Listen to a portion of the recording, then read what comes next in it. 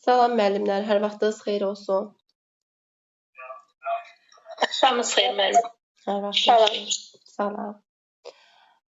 Deməli müəllimlər, bilirsiniz ki, bu iyun qrupumun ilk dərsi idi və bugünkü dərsimiz əsasən sınaq dərsi, tanışlıq, dərsin gedişatı haqqında, ilk dərs izahımız olsun, testlərimiz, bunlar haqqında müəyyən qədər məlumatlar, qrupun qaydaları, dərs keçirilməsi haqqında danışacağam.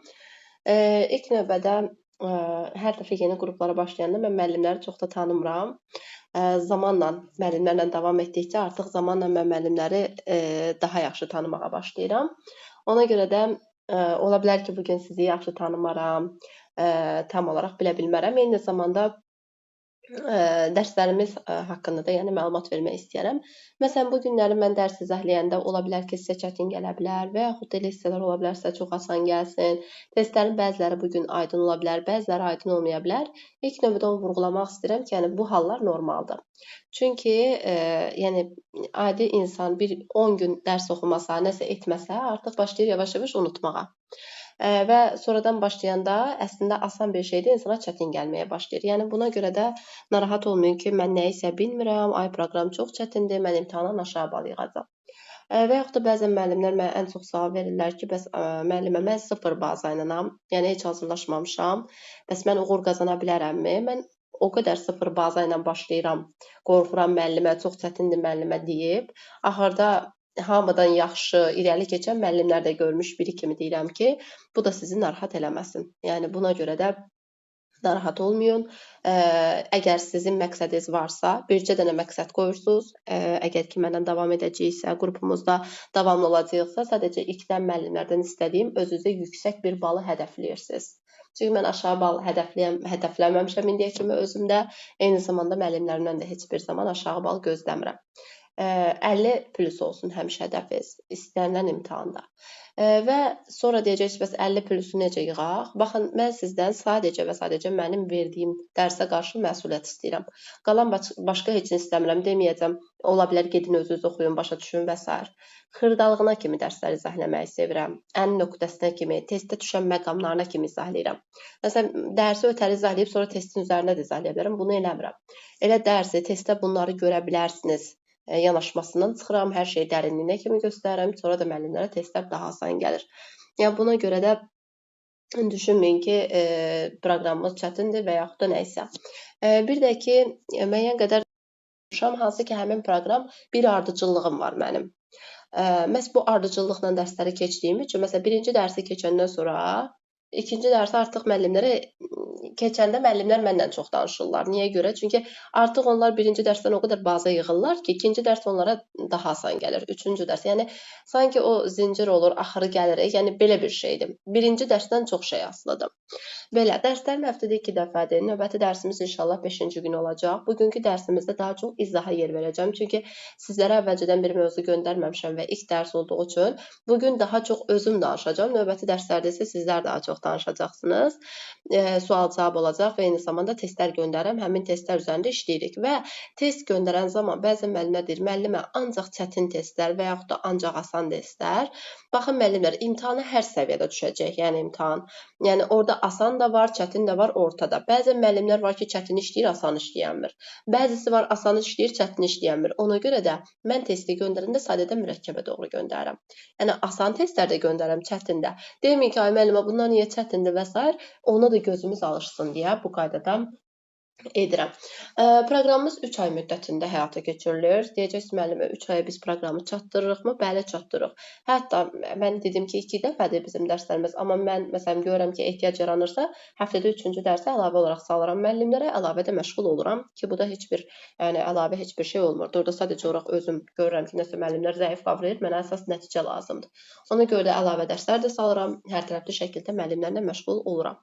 İndi isə kiminsə hər hansı bir sualı varsa, buyurun deyin müəllimlər, sizin suallarınızı dinləyim, suallarınızı cavablandırım və sualımız yoxdursa, sonra isə keçərik dərsimizin gedişatına. Və bir də ki, dərslərə başlayandan sonra növbəti qruplara da, məsələn, deyək ki, siz iyun qrupusunuz, iyul qrupu açılacaqsa, həmin qrupa da dinləyici qismində qoşularaq yenidən oradakı dərsləri də təkrar eləmə şansı qazanırsınız. Yəni elə bir ki, məsələn, 2 dəfə bura qoşursunuz, 2 dəfə ora qoşursunuz, daimi dərsləri təkrarlayırsınız ki, unutmayasınız. İndi isə sizlərin dərsin gedişatı ilə bağlı hər hansı bir sualınız var, müəllimlər? Axşamınız xeyir Hər müəllimə. vaxtınız xeyir olsun. Müəllimə, bu indi keçdiyimiz dərslər sonra bizə göndəriləcək, yəni qoşula bilməsi biliyorsun müəyyən səbəblərdən. Bəli, bəli. 11. Ümumiyyətlə, 11. dərslərdə nə etmişiksə, A-dan Z-yə hamısı qaydla bərabər hər şey göndərilir. Onu bilmişdim, yəni qayd olunub göndəriləcək. Bəli, bəli. Bütün qaydlar, hər bir şey göndərirəm hər zaman. Hətta nəinki bir dərsin, başqa qrupların da dərslərini göndərirəm ki, məsələn, müəllimə var ki, öz qaydına baxır, deyir, mənim vaxtım azdır. Müəllimə var ki, deyir ki, mən başqa qrupların da qaydlarını dinləyirəm, vaxtım var, sual cavabını dinləyirəm, onları da göndərirəm. Adi ev işi eləyəndə belə qoşub qulaq asa bilərsiniz. Hər anda, yəni hər zaman. Aha. Başqa sualımız var, müəllimlər? Ən əsası səsim aydın eşidə bilirsiniz? Bəli. Əla. Bəli. Sualımız yoxdursa, elə gəlin dərsimizi izahlayaq. Sadəcə mən dərs izahlayanda müəllimlərlə bərabər izah eləməyi sevirəm. Çünki bir var mən danışım sizdə, yəni istər-istəməz insan nə qədər dinləyir, bir müddət sonra artıq diqqəti yayınır da. Ona görə də, yəni bir də görürsüz dərsdən suallar verirəm. Bu hissəni başa düşdünüzmü? Burada fikrimi anladınızmı? Bəzən ola bilər sizə uzun danışmış kimi gələ bilərəm. Baxın mən xırdalığına kimi deməyi sevirəm. Sadə izahlarla deməyi sevirəm. Yəni ona görə bu kimi halları görə bilərsiniz. Onları da öncədən bildirmiş olum. İndi ekranı paylaşıram. Sizlərlə bərabər başlayırıq dərsimizi izah eləməyə. İlk dərsimiz bəlkə də bəzi müəllimlərə asan gələr, amma mən ilk dərsimi ən belə başlanğıc mövzu olaraq seçirəm hər zaman. Metodikanı seçirəm, standartlar haqqında danışıram. PDF-si uzun görünür, amma özüm deyəcəm də sizə hansı hissələri oxumaq lazımdır. Çünki bu məsələn ümumi yazılan bir hissədir, oxumaya da bilərsiniz. Elə müəllim var ki, heç izahdan başa düşür. Verilən sual, məsələn, mən bunu bura əlavə eləmişəm, müəllimlər də elə bilir ki, mən bunu göndərmişəm ki, oturub əzbərləyəsiniz. Təbii ki də belə bir şey istəmirəm və bunları heç bir zaman əzbərlətməmişəm müəllimlərə. Qrupumda olan müəllimlərim də hər zaman bilir. Sadəcə mən bunların üzərində öyrədirəm sizləri ki, yəni praktik şəkildə göstərim. Ona görə yəni bunlar buradadır, amma əzbərləməyəcəksiniz. Bunu da indidən deyə bilərəm. Belə, ekran görünür və səsim aydın eşidilirsə, başlamaq istəyirəm izahımıza. Sadəcə fikriniz məndə olsun, əlavə suallarım olacaq, hissi isə bərabər, mövzunu elə eləyəcəyik ki, bərabər öyrənəcəyik. Bərabər təhlil eləyib öyrənəcəyik, çünki tək mən öyrətsəm öyrənə bilmərik. Bərabər ancaq öyrənə bilərik. Əla, deməli müəllimlər, bugünkü mövzumuz əslində mən deyərəm ki, ən çətin bir mövzudur, amma bir müddətdən sonra bu mövzunu müəllimlərə keçəndən sonra ilk dərs deyirlər müəllimə çox çətindir. Hardasa 3-cü dərsdən sonra mən bu mövzunu soruşum, deyirlər ay müəllimə, o çox asan mövzudur, artıq ondan sual verməyin. Yəni bizim üçün elə belədir. İlkdə çətin gələn, amma sonradan müəllimlərin ən sevimli, ən sadə mövzu dedikləri bir mövzudur. Deməli məzmun standartları haqqında danışacağıq. Ümumiyyətlə biz bilirik ki, bizim proqramımız kurikulum proqramı üzrə işləyirik və ilk dərsimiz də kurikulum haqqındadır. Kurikulum biraz ümumiyyətlə mürəkkəbdir və kurikulumun əsasında da bizim məzmun standartlarımız durur. Hansı ki, işləyən müəllimlərimiz də bilir ki, gündəlik məsələn standartlarla işləyirsiniz. İstəyir oyun fəaliyyətiniz olsun, istəyir məşğələ fəaliyyətiniz, perspektiv planınız, hər bir şeydə sizin köməyinizə standartlar çatır və siz bu standartları nə qədər möhkəm bilsəniz, nə qədər gözəl başa düşsəniz, bir o qədər sizin işiniz də, test baxımından da yazmağınız, müsahibə mərhələniz də bir o qədər uğurlu olacaq. Ona görə də elə ilk dərsimizdə də mən danışmaq istəyirəm məzmun standartları haqqında. Məzmun standartları dedikdə, burada birinci növbədə məzmun xətti haqqında danışacağıq. Nədir məzmun xətti? Məzmun xətti ümumiyyətlə məzmunun işini müəyyən edir və əsas xəttdir və dəyişməzdir. Yəni bir sözlə məzmun xəttimiz bərabərdir inkişaf sahəsi sözünə. Yəni buradakı inkişaf sahəsi ilə məzmun xətti eyni bir şeydir. Məsələn, testlərdə bəzən inkişaf sahəsi, məzmun xətti görə bilərsiniz. O zaman deməyin ki, burada qeyri-adi nəsə var. Məzmun xətti bərabərdir müəllimlər inkişaf sahəsi sözünə. Məzmun xətti ana xətti, leytmotivdir, dəyişməzdir, ümumidir və geniş xarakter daşıyır. Bizim 4 inkişaf sahəmiz, yəni 4 məzmun xəttimiz var. Birinci növbədə danışırıq fiziki inkişaf, sağlamlıq və təhlükəsizlik. İkincisi idrakin inkişafı. Üçüncü estetik yaradıcı inkişaf sahəsi. Dördüncüsü isə sosial emosional inkişaf sahəsidir. Elə əslində bunlar testə düşəndə bunların adına əsasən tapmaq olur. İndi deyəcəm məsələn ki, nəyə əsasən tapa bilərik, harda açar sözlər var, harda xırdalığı var, nəyi qarışdıra bilərik, onları da vurğulayacaq. Birinci növbədə deməli, birinci yerdə nə dayandı bizdə? Məzmun xətti. Məzmun xətti nə idi? Ana xətti idi. Ana xətt nə edir? Məzmunun işini icra edirdi. Və əsas xətti dəyişə bilməzdi. Bərabər idi nəyə? İnkişaf sahəsinə. Yəni, inkişaf sahəsi ilə məzmun xətti eynidir. Testlərdə biz inkişaf sahəsi və yaxud da məzmun xətti sözü görsək, hər ikisini eyni götürməliyik. Müəllimə, burada məzmun xətti sözü yoxdur, axı mən nə götürüm? İnkişaf sahəsi götürün. Burada inkişaf sahəsi yoxdur, nə götürün? Məzmun xətti götürün. Bizim 4 inkişaf sahəmiz var. Birincisi, fiziki inkişaf sağlamlıq və təhlükəsizliyimizdir. İkinci, idrakin inkişafı. Üçüncü, estetik və yaradıcı inkişaf sahəsi. Dördüncüsü isə sosial-emosional inkişaf sahəsidir. Bunlar hər biri bir rəqəmlə ifadə olunur. Yəni, tək rəqəmlərlə ifadə olunur. Məsələn, bura 1 yazıramsa nə başa düşürəm? Fiziki inkişaf, sağlamlıq, təhlükəsizlik. 2 yazanda nə başa düşürəm? İdrakin inkişafı. Yəni, tək rəqəmlərlə ifadə olunur. Məzmun xəttləri bir rəqəmlərlə ifadə olunur. Gəlin, indi burada bayaq dedim ki, bunlar bizə kömək eləyəcək. Görək, həqiqətən mən deyən düzdürmü? Baxın, görürsünüz, bir rəqəmlə ifadə olunub. Yaş qrupuna görə dəyişir? Xeyr. Baxın, heç bir yaş qrupuna uyğun yazılmayıb. Görürsünüz, çox ümumidir. Fiziki inkişaf, sağlamlıq, təhlükəsizlik. Mən nə bilim, fiziki inkişaf deyəndə hansı hərəkəti nəzərdə tutur? Yəni, bu spesifik, konkret deyil. Sağlamlıq, təhlükəsizlik görürsünüz, çox geniş şəkildə verilmişdir. Eyni zamanda birinci yerdədirmi? Bəli. Ana xəttimi? Bəli. Dəyişdirə bilərəmmi? Xeyr, dəyişdirə bilmərəm. Çünki bunu bizə dövlət verib. Mən özümdən 5-ci inkişaf sahəsini buraya əlavə eləyə bilməzdim. Bəs nədir bu sözlərin mahiyyəti və biz bunları necə yadımızda saxlayaq? Elə birincisi dedim ki, fiziki inkişaf, sağlamlıq və təhlükəsizlik idi. Baxın, elə bunları yuxarıda geniş şəkildə yazmışam, istəyənlər oxuya bilər. Amma istəməyənlər elə mahiyyəti ilə başa düşə bilər. Nədir? Fiziki inkişaf deyəndə nə nəzərdə tutulur? Yəni, uşağın bədəninin inkişafı üçün nə lazımdırsa, hər bir şey. Yetirmək, hədəfə doğru getmək, komandaya uyğun şəkildə hərəkətləri yerinə yetirmək, məsələn, gimnastik nərdivandan deyək ki, hərəkətləri yerinə yetirmək, gimnastika yerinə yetirmək. Yəni, bildiyimiz bütün fiziki hərəkətləri görəndə nə götürürük? Fiziki inkişaf, sağlamlıq və təhlükəsizlik götürürük. Növbəti olaraq, böyük motorika və kiçik motorika. Kiçik motorika müəllimlər, əl hərəkətləridir. Böyük motorika dedikdə isə ayaq hərəkətləri nəzərdə tutulur. Məsələn, deyirəm, uşaq futbol oynayır. Futbol oynamaq üçün nə lazımdır? Böyük motorika, yəni ayaqlar. Bəs, məsələn, deyirəm ki, topu alır, yapışdırır. Deyək ki, skoçlu bir şey var, oraya yapışdıracaq yapışqana. Burada nə lazımdır? Əllər lazımdır, yəni kiçik motorika lazımdır. Təkcə bəs fiziki inkişaf sağlamlığı fiziki hərəkətlə yekunlaşdıra bilərəmmi? Təbii ki də xeyr. Burada ikinci sağlamlıq sözü var. Sağlamlıq dedikdə də hansı ki, sağlam olmaq üçün nə lazımdır? Düzgün gigiyena lazımdır, düzgün təmizlik lazımdır, qidalanma düzgün olmalıdır.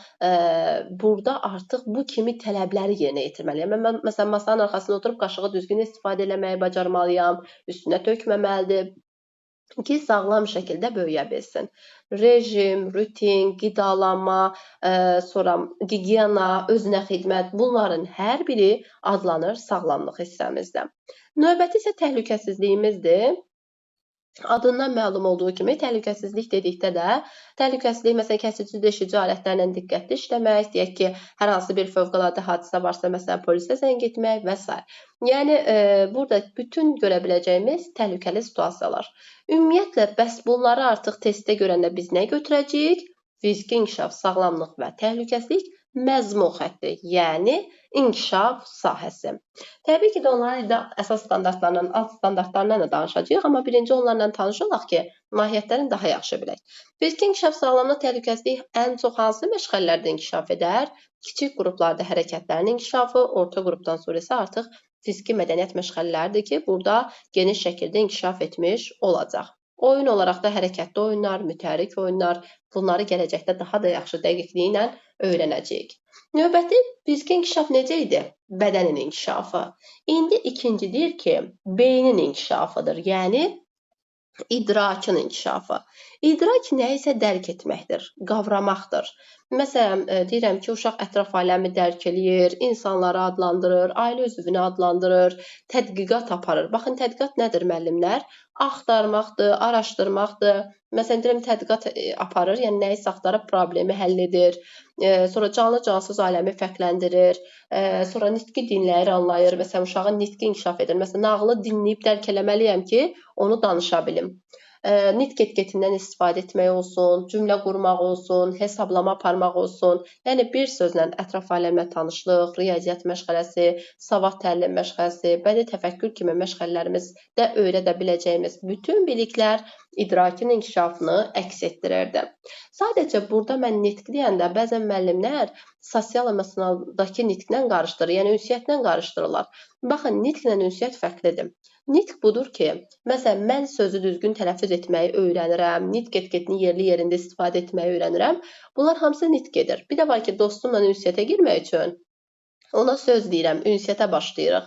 Bu artıq sosiallaşmaqdır. Bunların arasındakı fərqdə diqqətli olaq. Növbəti estetik yaradıcıdır. Estetika və yaradıcılıq sözlərindən yadımızda saxlaya bilərik. Nədir estetika? Estetika gözəlliyi görə bilməkdir. Məsələn, gözəlliyi yarada bilməkdir. Biz hansı halda gözəllik yaradarıq? Əmək etsək. Məsələn, adi bir evi təmizləyəndən sonra necə olur? Çevrilib ona baxanda zövq alırıq. Çünki estetik cəhətdən o təmizlik bizə zövq verir. Onu da deməli, əmək tapşırıqları nə sayılacaq? Estetik, yaradıcı. Yaradıcılıq da məsələn nəyisə kəsib yapışdırıb hazırlaya bilərik. Plastrindən nəsə hazırlamaq olsun, yapma olsun, rəsm çəkmək olsun, rənglər. Bir də müəllimlər, bütün adlandırmaqlar, dərk etmələr hamısı idrakdır. Amma rəngdən söhbət gedirsə, o rəngi mən şəkil çəkəndə, nəyisə yaradanda istifadə edirəm. Ona görə də bu estetik yaradıcı hesab olunur. Sonra musiqidir, rəqsdir, rollu oyunlardır. Bunların hər biri rolları icra etməkdir. Estetik yaradıcı sayılır. Bir də əmək tapşırıqları. Növbəti sosial-emosionaldır. Sosial-emosional dedikdə də hansı ki bu sosiallaşmaq. Sosiallaşmaq üçün birinci nə etməliyik? Ünsiyyətə girməliyik, əməkdaşlıq qurmalıyıq. Sosial olmaq üçün artıq mən davranışımı qrup qaydasına uyğun davranış tənzimləməliyəm. Məsələn, mən qrupun sosial qaydalara uyğun davranmıramsa, istər-istəməz oradan məni kənarlaşdıracaqlar. Çünki mən artıq orada sosiallaşa bilmirəm axı. Hörmət eləməyi bacarmalıdır, dözümlü olmalıdır, mehriban olmalıdır, empatiya qura bilməlidir. Empatiya sözünün mənası başa düşməkdir. Yəni qarşı tərəfi anlamaq deməkdir. Qarşı tərəfin sevincinə sevinə bilmək, kədərinə kədərlənə bilmək demək idi. Bunlarda da görsək sosial-emosional götürəcəyik. Deməli müəllimlər, birinci yerdə hansı dayandı? Məzmun xətti. Məzmun xəttimizin digər adı inkişaf sahəmiz idi. Dedik ki, bizim neçə məzmun xəttimiz oldu? 4 məzmun xəttimiz oldu. Bunlar haqqında da mən sizə qısa məlumatlar verdim. Geniş şəkildə yuxarıda yazmışam. Əgər dediklərimi başa düşürsünüzsə, yuxarıdan heç geniş şəkildə oxumağa belə ehtiyac yoxdur. Çünki sözlərin adlarına belə baxanda mahiyyətini başa düşmək olur. Sualımız yoxdursa, əgər davam eləyək onda. Deməli, dedim ki, birinci rəqəmlə ifadə olunan oldu bizim məzmun xəttimiz. Yəni, inkişaf sahəmiz. Amma təbii ki də bizim mövzumuz bundan yekunlaşmır. Məzmun xəttinin sadə dildə desəm, özünün də bir övladı var. Bu da əsas standartdır. 2 rəqəmlə ifadə olunur. Ona görə 1-2 yazdım ki, yəni 2 rəqəmlə ifadə olunur. 1-1 də yaza bilərəm, fərq yoxdur. 1-1 eləyim bunu. Deməli, bu əsas standartdır. Deməli, məzmun xəttindən nə çıxdı? Əsas standart çıxdı. Və əsas standart adından yadınızda saxlaya bilərsiniz. Əsasən dəyişir. Yəni, demək olar dəyişmir, amma çox az hallarda dəyişə bilər. Yəni, gözə görünməyəcək dərəcə. Yəni, demək olar heç bu baş vermir, amma çox az hallarda, yəni kurikulumda öz əksini tapır ki, əsasən dəyişir. Dəyişməz olan məzmun xəttidir. Amma əsas standart əsasən dəyişir. Yəni, çox az hallarda dəyişə bilir. Və əsas standart 2 rəqəmlə ifadə olunur. Baxın, buradakı 1 məzmun xətti idi. Bu ikinci 1 artıq əsas standart deməkdir. Əsas standart kimin övladı idi? məzmun xəttinin.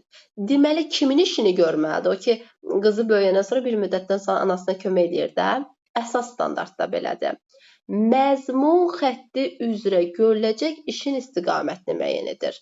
Yəni, məzmun xəttinin işini görür. Əgər testlərdə görsəz ki, məzmun xəttinin istiqaməti, məzmun xəttinin işi kimi icra eləyəcək? Övladı əsas standart.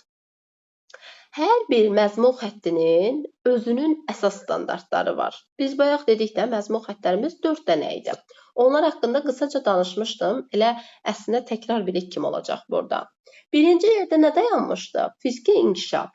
Bayaq mən fiziki inkişafa fikir verdiniz, 3 dənə sözə böldüm. Dedim fiziki inkişaf, sağlamlıq və təhlükəsizlik. Baxın, bu 3 sözdən yadınızda saxlayın. Bunun 3 əsas standartı var.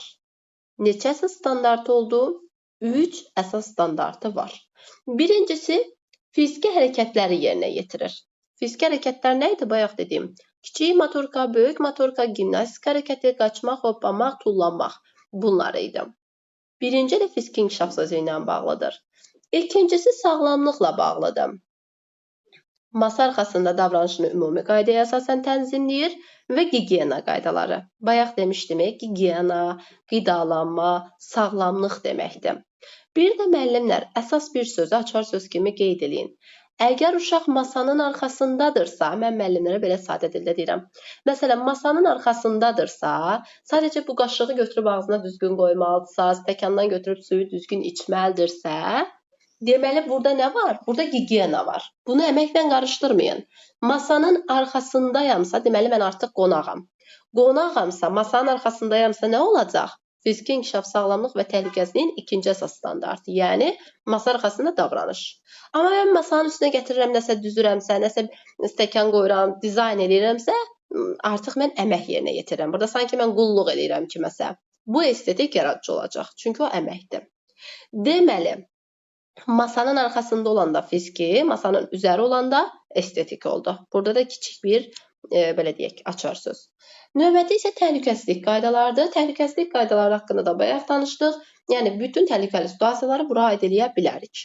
Amma burada sizə əsas vurğulayacağım hissələr var. Deməli, fiziki inkişaf, sağlamlıq və təhlükəsizliyin dedik 3 əsas standartı oldu. Birinci fiziki hərəkət, ikinci masa arxasında davranış, üçüncü təhlükəsizlik idi. Fiziki hərəkət sadədir, bildiyimiz bütün fiziki hərəkətlər, təhlükəsizlik də sadədir. Sadəcə mən masa arxasında davranış qaydaları ilə bağlı bəzi fikirləri sizin diqqətinizə çatdırmaq istəyirəm. Nəyə görə? Çünki gələcəkdə biraz çaşdıra bilərlər bizi burada. Masanın arxasındadırsa uşaq, yəni sadəcə o qaşığı götürüb ağzına qoyacaq, stəkandan götürüb suyu içəcəksə, bu masa arxasında davranışdır, yəni fizikiyə aiddir. Amma masanın üzərini səliqəyə salırsa, məsələn, gətirir stəkan qoyursa, nəsə boşqab düzürsə, bu artıq əməkdir. Bu artıq estetik yaradıcıdır. Bu birinci fərq. Bir də müəllimlərin ən çox qarışdırdığı bu özünə xidmət əməyidir. Axı mən bayaq sizə dedim ki, müəllimlər, əmək estetika yaradıcılıqdır. Əmək edirik, sonra çevrilib ondan zövq alırdıq da, xoşumuza gəlirdi. Amma kiçik bir istisna var. Özünə xidmət əməyi həm fizikdə var, həm də estetikdə var. Bəs biz bu özünə xidməti necə fərqləndirəcəyik? Baxın, müəllimlər, burada diqqətlə baxın. Əgər özünə xidmət sözünü tək görürsünüzsə, yəni özünə xidmətin yanında başqa əmək növləri yoxdursa, bilin ki, bu fiziki inkişafdır. Yəni, məsələn, özünə xidmət, sadə özünə xidmət bacarığı, özünə xidmət vərdişi, amma özünə xidmətin yanında başqa əmək növləri də olsa, məsələn, deyirəm ki, uşaq özünə xidmət, təbiət əməyi, məişət əməyi, bu zaman estetik yaradıcı olacaq. Deməli, bir istisna belə yadımızda qaldı. Deməli, biz testlərdə, bu arada bunları diqqətlə dinləyək, çünki mən dərsi yekunlaşdırdıqdan sonra sizlərlə bərabər testlə möhkəmləndirəcəyik. Yəni, həm bir dənə asan test işlədəcəm, bir dənə çətin situasiya testi işlədəcəm ki, ikisinə də gözümüz alışsın. Deməli, özünə xidməti təklikdə gördükdə, yəni özünə xidmət sözünü tək gördükdə nə oldu? Fiziki inkişaf. Amma özünə xidmətin yanında başqa əmək növlərini də görəndə, axı əmək estetik yaradıcıya aid idi. Ona görə qoymurlar burada özünə xidmət tək qalsın. Tez yanında başqa əmək növləri də olur. Özünə xidmətin yanında təbiət əməyi, başqa əmək növləri olsa, bu zaman estetik yaradıcı olacaq. Bir fərqimiz də budur. Bəzən müəllimlər belə bir fikirlə gəlirlər ki, müəllimə, böyüyün köməyi varsa fiziki, ya estetik. Bu sözü deyirlər mənə. Birinci fərq bu idi ki, özünə xidmət təkdirsə fiziki. Özünə xidmətin yanında başqa əmək növləri varsa, estetik yaradıcı. Amma kiçik qruplarda özünə xidmət sözü yoxdur. Ona görə də orada kiçik qruplarda fizikdə də, estetikdə də böyüyün köməyi, böyüyün nəzarəti olur. Sadəcə olaraq, baxın belə yadınızda saxlayın, soyunub geyinir, paltarlarını yerinə qoyursa, bu artıq olacaq estetik yaradıcı. Deyəcəksiniz, müəllimə, necə yadımızda saxlayaq, niyə estetik yaradıcı oldu? Çünki, baxın, bir paltarı mən çıxardım, ortaya atsam, orada çevrilib estetik zövq ala bilərəm? Xeyr. Səliqəsiz bir vəziyyət olacaq. Ona görə də soyunub geyinir, paltarlarını yerinə qoyursa, bu estetik yaradıcıdır. Amma burun dəsmalıdır, salfetdir, bu nədir artıq? Gigiyena. Bunlar varsa, bu olacaq fiziki. Deməli, testlərdə soyunub geyinmə, ayaqqabı yerinə qoyanda burada estetik gözəllik yaratdınız. Yadımızda saxladıq ki, bu oldu estetik yaradıcı. Amma testlərdə burun dəsmalı, nəsə salfet, belə şeylər görəndə biz yadımızda saxladıq ki, bu fizikidir. Bu qaydada da yadımızda saxlaya bilərik. Baxın, indi o hissəni göstərəcəm sizə. Baxın, görürsünüz, sabunla yumaq, burun dəsmalı, bu sözlər fizikiyə aiddir. Burada əsas bir xırdalıq elə buydu, bunu da izah elədim. Deməli, müəllimlər, testlərdə yaza bilərsiniz, bu arada chatda da istəsəz səs açıb da deyə bilərsiniz, rahat olun dərsdə. Deməli, müəllimlər, testdə özünə xidmət əməyini tək görürsünüzsə, yanında başqa əmək növü yoxdursa, hansına aid olacaq? Fiziki inkişaf. Fizikiyə aiddir. Bəs özünə xidmətin yanında başqa əmək növləri də varsa, estetikdən yaradır. Əla. Uşaq ayaqqabısını soyunur, geyinir və yaxud da aparır şkafına qoyur. Estetik. Çünki səliqə yaratdım. Burun dəsmalı, salfet, fiziki, gigiyena. Əla. Baxın, bir dənə çaşdırardı bir də burada sizi bu, amma gördüm artıq bu da sizi çaşdırmayacaq. Başa düşdünüz? Əla. Çox sağ olun. Onda davam eləyə bilərəm, belə başa düşürəm ki. Deməli, fiziki inkişafın dedik ki, elə adındakı sözlərə əsasən dedik. Neçə əsas standartı oldu müəllimlər? 3 əsas. 3 əsas standartı oldu. Əla. Gəldim onda indi ikinci idrakın inkişafına. Bunu mən elə məşğələlərlə adlandırıb yadımızda saxladım. Deməli, idrakın inkişafının da digərlərində olduğu kimi 3 dənə əsas standartı var. Birincisi, əşya və hadisələr haqqındadır. Bir sözlə əşya, hadisələri harda öyrənirik? Ətraf aləmdə. Müəllimlərə həmişə deyirəm ki, bilincin ətraf aləmi kimi yadınızda saxlayın. Ətraf aləm, yəni əşya, hadisə. Harada ki, görürsünüz canlı-cansız təbiətdir, ətraf aləmdir, bunların hamısını götürürsünüz əşya və hadisəyə. İndi kiçik istisnası var, onu da deyəcəm. Hətta MİQ-ə belə bir sual salmışlar ki, müəllimlər çaşsın, onu da vurğulayacam. İkincisi, nitqlə bağlıdır. Nitqi dinləyir, anlayır, rabitəli danışır və nitq etiketim. Bura aiddir dinləyib anlamaq, bura aiddir nitq etiketləri, bura aiddir cümlə qurmaq, bura aiddir tələffüz qaydaları, sözləri işlətmək. Amma ünsiyyət yox. Çünki ünsiyyətə girdin, sosiallaşırsan. Üçüncüsü də riyaziyyatla əlaqəlidir, riyazi bacarıqlardır. Yəni, burada aiddir hesablamaq, məkan anlayışı, zaman anlayışı, saatdır, tədqiqatlar aparmaqdır və s. Sadəcə burada kiçik bir istisna var. Bir dənə bu istisnaya diqqət eləyəcəksiniz. Bunu bir dənə qeyd eləyin özünüz üçün, testdə çox düşür. Hətta MİQ-ə sual olaraq salmışlar imtahanına ki, müəllimlər çaşsın. Deməli, mən bayaqlarım sizə demişdim ki, tədqiqat nəyə aid idi? İdrakın inkişafına. Amma müəllimlər, tədqiqat deyəndə, idrak dedim, 3 dənə əsas standart. Tədqiqat sözün mənası axtarıb araşdırmaqdır.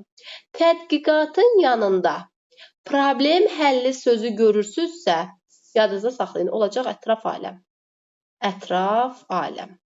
Nə zaman tədqiqatın yanında problem həlli olarsa, məsələn, ay uşaqlar, yağış yağır, necə evimizə gedə bilərik? Çətir götürək, maşınla gedək, nə bilim, yağış geyimi geyinək.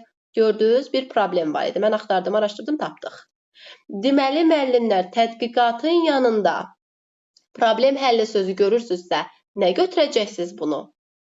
Əşya, hadisə, ətraf aləm. Qalan yerdə qalan bütün tədqiq olsun, tədqiqat olsun, tədqiqat alətləri olsun, oyun və tədqiqat olsun, nə görürsünüzsə, hamısını da götürəcəksiniz riyaziyyat. Qalan bütün tədqiqatlar riyaziyyatdır. Bərabərdir riyaziyyat. Aydın oldu bu hissəmizdə. Bircə dənə yanında problem həlli olanda olacaq ətraf aləm. Qalan bütün tədqiqatlar bir də deyə bilərsiniz. Deyərəm. Mən onu anlamadım müəllimə. Baxın, tədqiqat sözünü testdə görürsünüz, amma yanında problem həlli sözü də varsa, bu ətraf aləmdir. Nümunəsini də çəkim. Məsələn, uşaqlar yağış yağır, biz evimizə necə gedək? Yağış birdən təbiət hadisəsidir, anidən yağır. Uşaqlar axtarırlar, araşdırırlar ki, biz çətirlə evimizə gedə bilərik.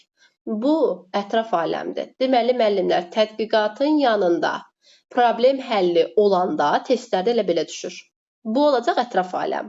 Amma qalan görürsünüz tədqiqat alətindən danışır, tədqiqat vasitəsindən, nə bilim uşağın tədqiqat işi görməyindən. Bunlar hamısı bərabərdir riyaziyyata. Yəni, bütün tədqiqatlar riyaziyyat götürəcəksiniz. Bircə dənə yanında problem həlli sözü görəndə ətraf aləm götürəcəksiniz. Aydın oldu indi. Bunu qeyd eləsək, testlərdə var, birazdan görəcəksiniz. İndi mən də birazdan görəcəm, testlərdə görüm diqqətlə baxırsınızmı? Onda tam başa düşəcəksiniz elə. Əla.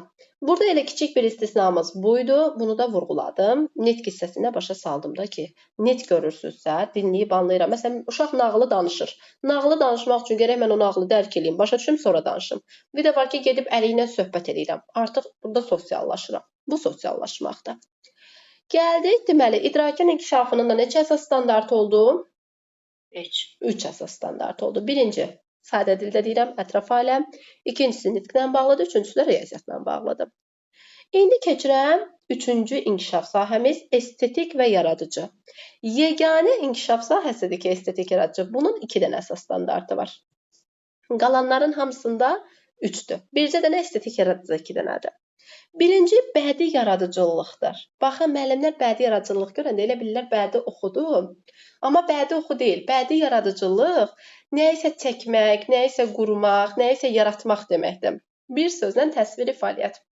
Təsviri fəaliyyətin hansı növləri var idi? Rəsm idi, aplikasiya idi, quraşdırma idi, yapma idi. Bəli, girişidir. Testlərdə görən kimi götürsüz sadə bədii yaradıcılıq. Estetikin birincisi. Sonra burada musiqi. Məsələn, testlərdə musiqi sözünü harda görürsünüzsə, istənilən situasiya olsun, müəllimlər, çaşdırmayın özünüzü. İstənilən situasiyada musiqi sözü görürsünüzsə, rəqs görürsünüzsə, rollu oyunlar görürsünüzsə, rol canlandırmaq görürsünüzsə, buna da yaradıcılıq lazımdır. Bu da olacaq estetik yaradıcı. Bəzən müəllimlər rəqs hərəkəti kimi başa düşürlər. Rəqs hərəkəti, rəqs eləyəndə mən idman eləmirəm ki, rəqs eləyirəm. Bunu mən yaradıram. Hər rəqsi müxtəlifdir. Bu yenə estetik yaradıcıdır. Bu hissələrdə də çaşdırmayın özünüzü. Növbəti əmək bacarığı ilə bağlıdır. Bütün əmək növləri bura aiddir. Özünə xidmətin istisnasında bayaq vurğuladım. Özünə xidmətin yanında başqa əmək növləri varsa, əmək bacarığıdır. Amma təbii ki də özünə xidmət orada tək başına dayanıbsa, artıq deyə bilməzsiniz ki, bu estetikin əməyidir. Qətiyyən olmaz. Çünki o fiziki aid idi. Bir də bayaq demişdim ki, bütün adlandırmaqlar, fərqləndirməklər, müqayisə etməklər idrak idi. Amma testlərdə rəng sözü görürsünüzsə, bunu da yenə estetika götürəcəksiniz. Rəng estetik yaradıcının açar sözüdür və bədii yaradıcılığa aiddir. İndi burada da sizə bir kiçik istisna göstərəcəm. Çünki bunu da müəllimlər testdə bilirəm ki, görsələr, idrak kimi baxacaqlar. Bu hansı istisnadır? Deyəcəm indi onda.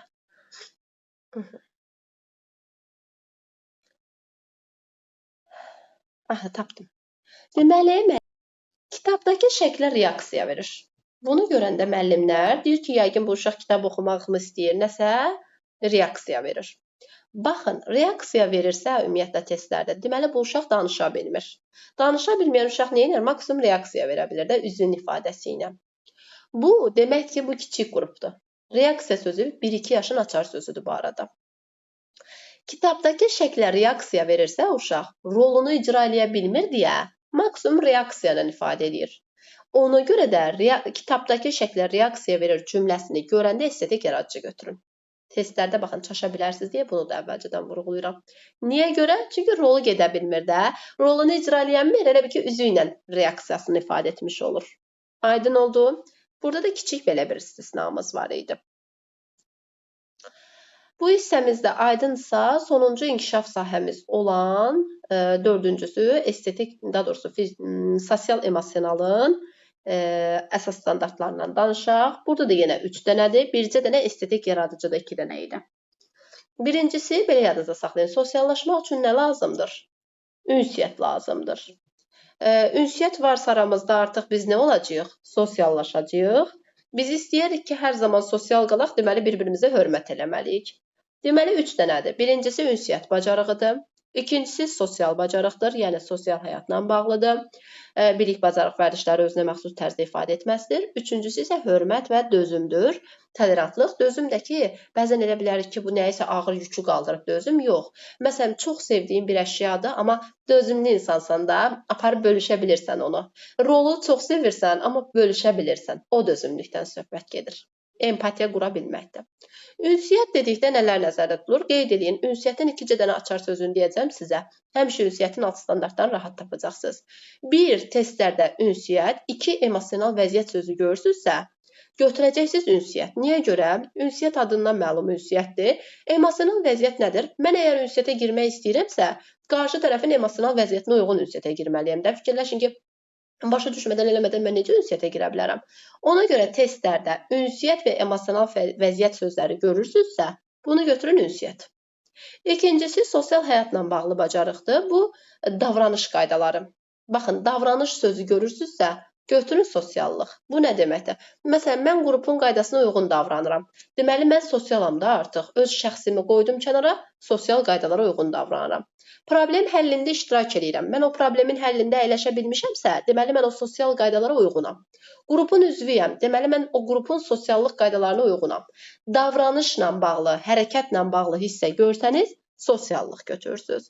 Hörmətin açar sözü elə mehribançılıqdır, hörmətdir, dözümdür, nəyisə bölüşə bilməkdir. Elə hörmət və bölüşmək sözləri burada açar sözlərimiz olacaq. Harada ki, bölüşür sözü görürsünüzsə, bilin ki, o insan dözümlü insandır.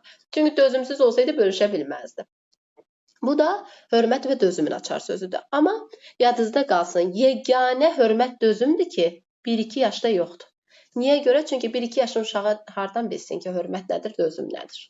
1-2 yaş qrupunda hörmət dözüm yoxdur. Qalan hamısı var. Bircə dənə hörmət dözüm 1-2 yaş qrupunda yox idi. Deməli, əsas standartlarımız haqqında da danışdıq. Dedik ki, əsas standartlar 2 rəqəmlə ifadə olundu, məzmun xəttinə əsasən təyin olundu, ümumidir. Baxın, görürsünüz, deyirəm, ünsiyyət bacarığı. Nə bilim, hansı ünsiyyətdir? İlkin ünsiyyətdir, əməkdaşlıq ünsiyyətidir, emosional vəziyyəti başa düşən ünsiyyətdir. Hardan bilim? Ümumidir. Məsələn, deyirəm, bədii yaradıcılıq. Nə bilim, hansı bədii yaradıcılıqdan söhbət gedir? Ümumi verilir. Bütün yaş qrupları üçün eynidir. Fikir versəz, orada yaş qruplarına əsasən, baxın, deyirəm, fiziki hərəkətləri yerinə yetirir. Görürsünüz, yaş qrupu üzrə yazmayıblar. Həqiqətən də yaş qruplarına görə eyni olur. Ümumi olurlar, məzmun xəttinin istiqamətini müəyyən edir və ikinci rəqəmlə ifadə olunurlar. Burada sizin oxuyacağınız hissə, baxın, bu hissədir. Bu cədvəlin için oxusaz kifayətdir. Yəni, orada artıq qeydim aşağılardan oxuyum, yuxarıda müəllim uzun uzadı yazıb onları oxuyum, lazım deyil. Bu hissəni oxuyun, kifayətdir. Sonra gəldik. Dedik ki, birinci yerdə müəllimlər nə dayanırdı? Birinci xətlə ifadə olunan əsas standart çıxırdı. Bəs gəlin görək, əsas standartdan nə çıxır? Əsas standartdan da, bəli, alt standartlar. Burada da 3 rəqəm yazacağım. 1, 1, 1. Alt standart. Qısa yazıram mən. Deməli, buradakı birinci bir nə deməkdir? Məzmun xətti. Məzmun xətti. İkinci bir nə deməkdir? Əsas standart. Üçüncü bir nəyi göstərir? Alt standart. Alt standartdır. Əla, əla. Təşəkkürlər. Bura kimi əla başa düşmüşük, belə başa düşürəm. Deməli, müəllimlər, onda belə çıxır ki, məzmun xəttindən əsas standart, əsas standartdan da alt standart çıxdı. Bu üçünü də bizə kim verib? Dövlət. Dövlətin verdiyini biz dəyişdirə bilirikmi? Xeyr. Dövlətin tələbidir. Bizim bunlarla işimiz yoxdur. Bu dövlətin tələbidir. Və hər birinin rəqəmlə ifadə etdik. İndi gəldik əsas məsələ. Ay müəllimə, biz bu alt standartları əzbərləməliyikmi? Təbii ki də xeyr. Bəs testlərdə necə tapacağıq? Tapacağıq. Niyə tapmırıq ki? Onun da yollarını deyəcəm. Hissi isə tapacağıq. Amma yaş qrupudur, alt standart əzbərliyim, neynim, filan təlimçi bunu dedi, mənə onlarla gəlməyin. Mən əzbərlətməyəcəm, amma siz testlərdə tapacaqsınız. Onda öz yolu. Evet, cədvələ biraz yuxarı qaldırardınız da baxardım. Zəhmət Bu olmaz. cədvələ? Bəli. Baxın, buyurun. Onsuz da ki, mən də onun üstündə danışacağım indi. Aha, əsas məsələ. Alt standartları əzbərləyib gəlmirsiniz. Ən sevmədiyim şey. Əzbərləsəz unudacaqsınız ona görə. Deməli, alt standart əsas standartda ifadə olunan fikrin müəyyən hissəsidir. Alt standart hər yaş qrupuna əsasən dəyişir. Ona görə elə çoxdur. İnkişaf dinamikası üzrə tədricən mürəkkəbləşir. Niyə görə? Çünki birinci körpələrdən 2 biraz mürəkkəbləşir, orta biraz mürəkkəbləşir. Davamlılıq funksiyası var. Ümumiyyətlə bunun 4 dənə funksiyası var. 3D funksiyası, 1I funksiyası kimi yadınızda saxlayırsınız. Dəqiq, düzgün, davamlı və inteqrativ. Dəqiq olur və əsas standartdan çıxır, 3-cü rəqəmdən ifadə olunur. İndi gəldik əsas məsələ. Bunun funksiyalarını izahlayacağam, amma bir var mən dəqiq deyim, dəqiq nədir? Bir də var ki, göstərim. Ən gözəli göstərməkdir. Ona görə göstərmək istəyirəm. Dedim ki, alt standartın 3D 1I funksiyası var. Bu nə idi? Birincisi dəqiq idi. Niyə görə mən alt standart dedim ki, dəqiqdir? Baxın, bayaq burada əsas standart göstərmişəm. Fiziki hərəkəti yerinə yetirir. Kim deyə bilər ki, bu hansı fiziki hərəkətdir? Nə bilim mən hansı fiziki hərəkət? Görürsünüz necə ümumi yazılıb. Amma alt standarta baxın. Sadə fiziki hərəkət. Yenə başa düşmədim sadə fiziki hərəkət nədir? İndi dəqiq görürsünüz Mörtəzən açıb deyir. Qalxıb oturur, yana dönür, sərbəst yeriyir, 3-4 metr məsafəyə qaçır və maneədən yan keçir. Gördünüz necə dəqiqliyi ilə göstərdi. Mörtəzəni açdı, dedi ki, birinci körpələr qrupunun uşağı bu qədər bacarığı bilməlidir. Dəqiq bildiniz burada? Bu dəqiqliyi idi. Başa düşdünüz dəqiqlik nədir? Hər yaş qrupu üzrə dəqiq hansı bacarıqdırsa onu ifadə edir. Bunu hansı edir? Alt standart. Deməli, alt standart dəqiq olur. İkincisi düzgünlük idi. Bunları bizə kim vermişdi, müəllimlər? Dövlət. Dövlətin verdiyi necə olur? Düzgün şəkildə yazılır. Hər biri də düzgün necədirsə biz də elə yazırıq onları. Yəni bunları biz poza bilmərik. Dövlətin tələbidir, düzgün formatda yazılmalıdır. Üçüncüsü isə davamlıdır. Davamlı nə deməkdir? Davamlı. Baxın, fikir verin bu yaş qruplarına. Bu biraz kiçikdir, bu biraz böyüyür, bu biraz artır, bu biraz artır. Niyə? Yaşa görə davamlı gedir, davamlı inkişaf eləyir. Burada biraz sadə bacarıqlar, sadədən mürəkkəbə doğru gedir. Yaşa görə mürəkkəbləşdi. Bu da bizim davamlılıq funksiyamızdır. D-ləri başa düşdük? Hansı bacarıq? 10 dəqiq bəli, açılışın verir. Əla. Düzgünlük? Düzgünlük odur ki, müəllimə dövlətin qoyduğu tələbdir də, yəni ondan biz çıxa bilmərik qırağa. Düzdür. Bəs davamlılıq? Davamlı da yaşlara görə müəllimə. Əla. Bir də orada bir i qaldı. Gəlin onu da izləyək. Yəni inteqrasiya. Biraz bizim, bəlkə də biraz yaralı yerimiz inteqrasiya ola bilər. Biraz uzun gedərik. Oradan dərinliyinə izləyək. Artıq bunu gedirəm, sizə inteqrasiyanın açar sözləri yazmışam. Yenə cədvəl formatında tərtib eləmişəm. Çünki qısa konkret yazmağı sevirəm. Baxın, bu hissələri oxumayacaq, sizə lazım deyil. Yəni buralar... Müəllimə PDF-ni göndərəsinizsə bunları. Təbii ki də müəllimdir. Aha, gəldi inteqrasiya. Deməli, müəllimə, inteqrasiya baxın bu qədərdir cəmi. Qısa konkret açar sözləri yazmışam ki, elə rahat oxuyasınız. Heç bəlkə oxumağa da ehtiyac qalmadı. Bəlkə gözəl başa düşdünüz. Deməli, inteqrasiya dedikdə, inteqrasiyanın əsasən bağçalarda 3 növündən istifadə edirik. Bir növünü elə bir ki, daha çox layihə əsaslı modeldə istifadə edirik. Bu da həyatla əlaqələndirmə inteqrasiyamızdır ki, layihə, məsələn, bir tədqiqat iş yaparsaq, layihə qursaq, bu zaman istifadə edirik. Amma belə məşğələlərdə çox istifadə etmirik. Əsas bizə lazımdır şaquli və üfüqi. Bu keçmiş ədəbiyyatlarda belə idi. Dünən də dərsdə demişdim mən bunu ki, bunun digər adı inkişaf sahəsi daxili, digərində adı arası. İnkişaf sahəsi arası. Yeni adları budur. Testlərdə də belə görə bilərsiniz. Deməli, daxili şaqulidir, arası da üfüqidir. Bəli. Deməli, müəllimlər, şaquli nədir, üfüqi nədir? Bunları necə yadımızda saxlayaq? Əgər bizim Məzmun xəttimiz, yəni bilirsiniz də məzmun xətti inkişaf sahəsində. Baxın, mən məşğələ demədim. Əsas standart demədim, alt standart demədim. Xahiş edirəm ki, testlərdə onlara baxıb deməyin. Məzmun xəttlər arasında gedir inteqrasiyalar. Əgər mənim məzmun xəttim eynidirsə, eyni qalırsa, məsələn, bu mənim idrakımın evidir. Yəni 2 yazıram da artıq. 2 yazanda bilirsiniz ki, idrakdır. Bu estetikimdir. Deyək ki, bu sosialımdır. Bu yuxarıdakı da olsun mənim birim, yəni fizkim. Baxın, əgər mən eynisindəyəm, məsələn 2-dəyəm, burada həm ətrafım var, həm riyaziyyatım var, həm də nitqim var da, düz deyil. Bu üçü arasında bir inteqrasiyadayamsa, baxın görürsünüz, idrakdan çıxmıram, ətraf aləmi riyaziyyatla əlaqələndirirəm. 2-1-1-deyəm, məsəl üçün. 2-3-1 ilə əlaqələndirirəm, məsəl üçün. Fikir verdiniz, mənim bu birinci rəqəmlərə baxırsınız ancaq. Birinci rəqəmlərim dəyişmirsə, eyni inkişaf sahəsindəyəmsə, inkişaf sahəsi daxilindəyəm. Yəni, eyni evin içindəyəm, inkişaf sahəsi daxilidir. Buna da şaquli inteqrasiya deyirlər. Deməli, müəllimlər, məzmun xətti dəyişmədi, eyni qaldı. Bu hansı inteqrasiyadır? İnkişaf sahəsi daxili, yəni şaquli inteqrasiyamız. Amma mən bu 2-dən bu 3-ə gəlirəmsə, məsələn, mən 2-2-1-dəyəm, yəni 3-1-2-yə deyək ki, gəlmişəm. Baxın, bu 2 artıq nəyə keçib? 3-ə, evi dəyişdi. Bu nə oldu? Üfüqi, inkişaf sahəsi arası. İndi bir dənə burada bir dənə çətinlik var ki, ay müəllimə, bəs bu üfüqi ilə şaquli sözünü biz qarışdırırıq. Bunu da deyirlər. Üfüqi sözü hansı hərflə başlayır? Ü ilə. Müxtəlif məzmun xətti. Mü hərfindən yadınızda saxlayın. Müxtəlif məzmun xətti desə nə götürürsünüz? Üfüqi, inkişaf sahəsi arası. Eyni desə şaquli. Belə. Bura ilə bağlı çətinliyimiz var.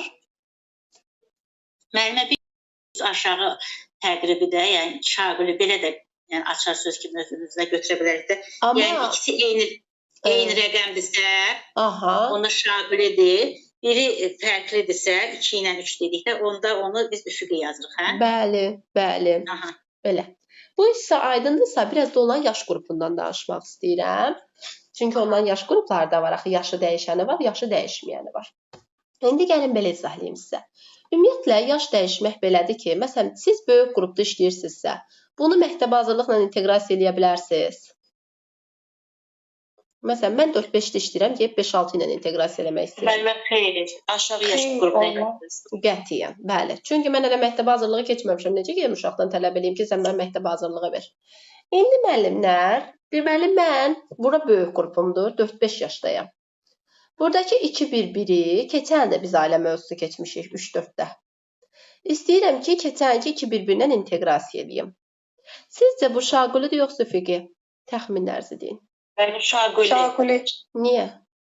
Yox, üfüqi. Hələ çünki yaşlar arasında da, məsələn, yaşlar dəyişir, amma məzmun xətti dəyişmir.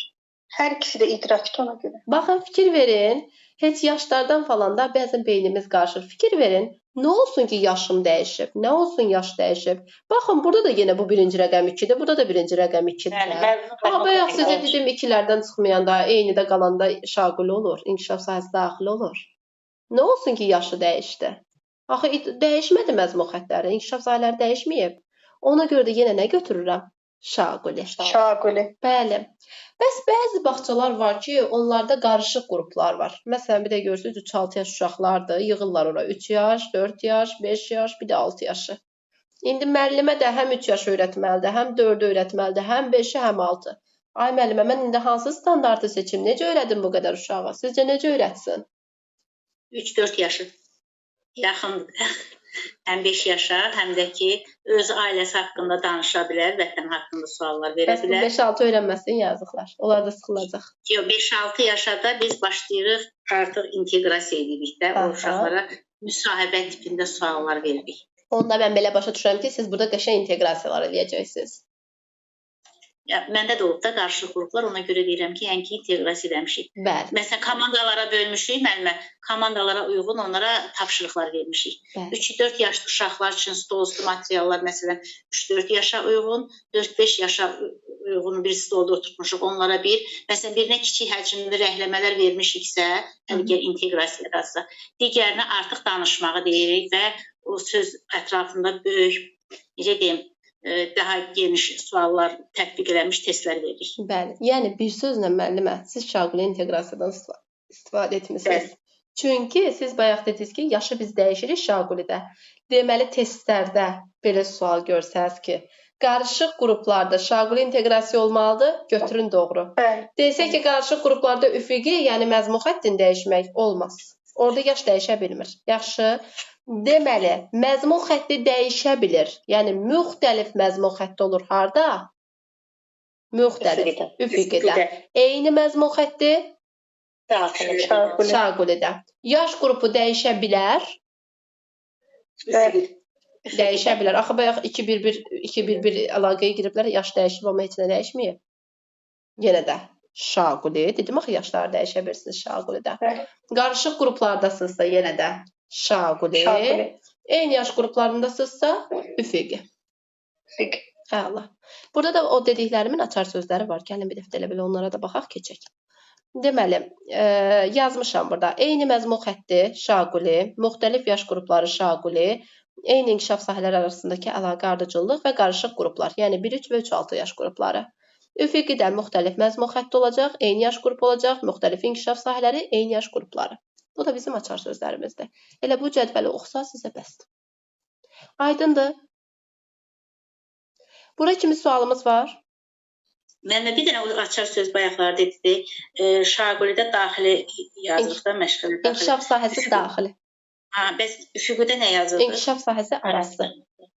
İnkişaf sahəsi arası. Bəli. Çox sağ. Buyurun. Deməli, müəllimlər, birinci yerdə nə dayanırdı? Məzmun xətti. Məzmun xətti. İkinci yerdə nə çıxmışdı? Əsas standart. Qoy, bunu bir yazın, çaşdırmayaq. Üçüncü rəqəmlə ifadə olunan adı nə idi? Alt standart. Bunların içində hansı dəyişirdi? Alt standart. Düzdür. Hansı dəqiq olurdu? Alt standart. Düzdür. Hansı davamlı olurdu? Əsasən dəyişirdi. Əsas standart. Əsas standart. Əsasən əsas standart. Belə yadınızda saxlayın. Belə. Bu üçünü bizə kim verib? Bunlar sizə kim verdi? Dövlət. Siz bunları nəsə eləyə bilərsiniz? Dəyişdirim, artırım, azaldım. Eləyəməzsiniz. Bəs bunu sizə əla, səsləri bağlayaq. Bəs bunu sizə dövlət verdi. Bəs dövlət hazır verib də artıq. Siz nə edəcəksiniz burada? Gəldik alt standartdan müəllimin edəcəkləri. Müəllim sözünün baş hərfi M-dır. Müəllim nə edəcək? Məqsəd çıxardacaq. Müəllimin M-sı, məqsədin M-sı. Deməli, məqsəd kim tərəfindən müəyyənləşir? Müəllim tərəfindən. Bəli, müəllim tərəfindən. Müəllim tərəfindən məqsəd müəyyənləşir. Nəyə əsasən? Alt standarta əsasən. Alt standartdan məqsəd çıxır müəllimlər. Bunu da müəllim müəyyənləşdirir. Bəs müəllimin fəaliyyəti ilə bağlıdır, yoxsa uşağın fəaliyyəti ilə? Uşağın. Bəli. Müəllim eləyə bilər, amma müəllimin fəaliyyəti ilə bağlı deyil. Müəllim öyrədir, müəllim aşılayır, olmaz. Bunlar məqsəd deyil. Müəllimin fəaliyyəti ilə bağlıdır, amma uşağın, daha doğrusu müəllim yaradır bunu, amma uşağın fəaliyyəti ilə bağlıdır. İndiki zamanda olmalıdır, keçmiş gələcək ola bilməz. Alt standart əsasən müəyyənləşir. Bəs mən alt standartın özünü götürüb məqsəd olaraq köçürə bilərəmmi? Xeyr. Niyə? Olar məncə müəllimə. Niyə? Biz də yazırıq. Çünki üçüncü şəxsin təkində də uşağa aiddir. Bunu kim vermişdi sizə alt standartı? Dövlət. Dövlət. Məqsədi kim yazır? Müəllimə. İndi müəllim götürüb dövlətin verdiyin oraya yazırsa müəllim mi hazırlamış olur bunu?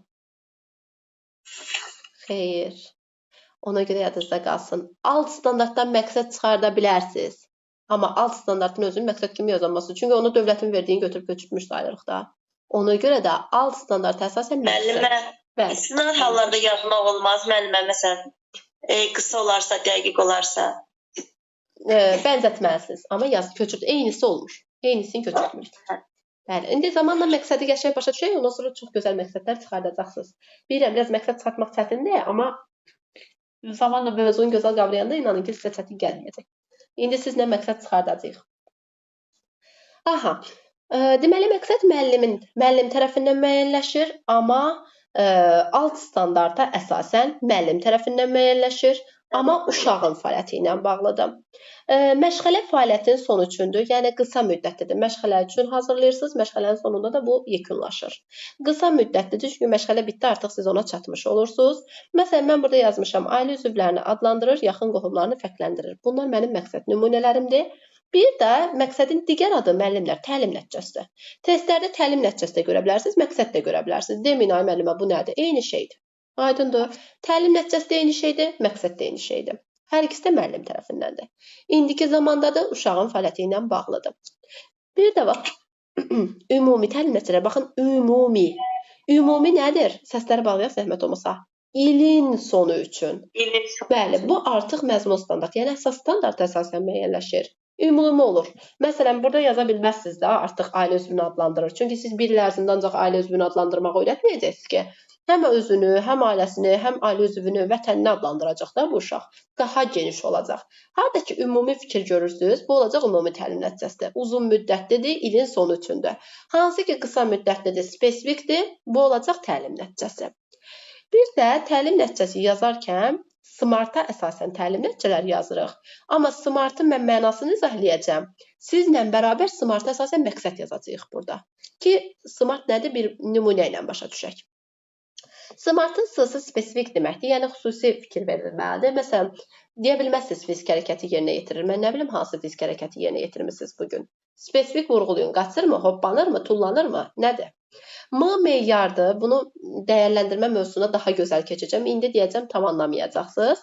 Məqsədə əsasən elə M qaydalardır. Müəllimlər meyar çıxardırlar. Bu meyarlarla da elə bir uşağı ölçürlər. Məqsəd qoyursunuz, öyrədirsiniz, sonra bir qiymətləndirirsiniz də bu meyarlarla. Meyarınızdır. A əlçatanlıqdır. Sadədən mürəkkəbə məqsədlər verirsiniz uşağın potensialına uyğun. Uşaqlar üçün əlçatan edirsiniz məşğələni. R resursu. Ona uyğun resurs seçirsiniz, C da time'dır, vaxtı nəzərə alırsınız. İndi gəlin bir mövzumuz olsun müəllimlər. Hansı mövzunu seçək? Ürək sistemindən mövzu deyin. Ev heyvanları məsələn. Olar. Mövzumuz olsun ev heyvanları. Buraya yazıram mövzunun adını. Ev heyvanları. 3 dənə məqsəd yazacağıq. Amma deməli, birinci məqsədiniz asan olsun müəllimlər. İkinci məqsədimiz çətin, biraz orta olsun. Üçüncü də asan, çətin olsun. Aha, buyurun.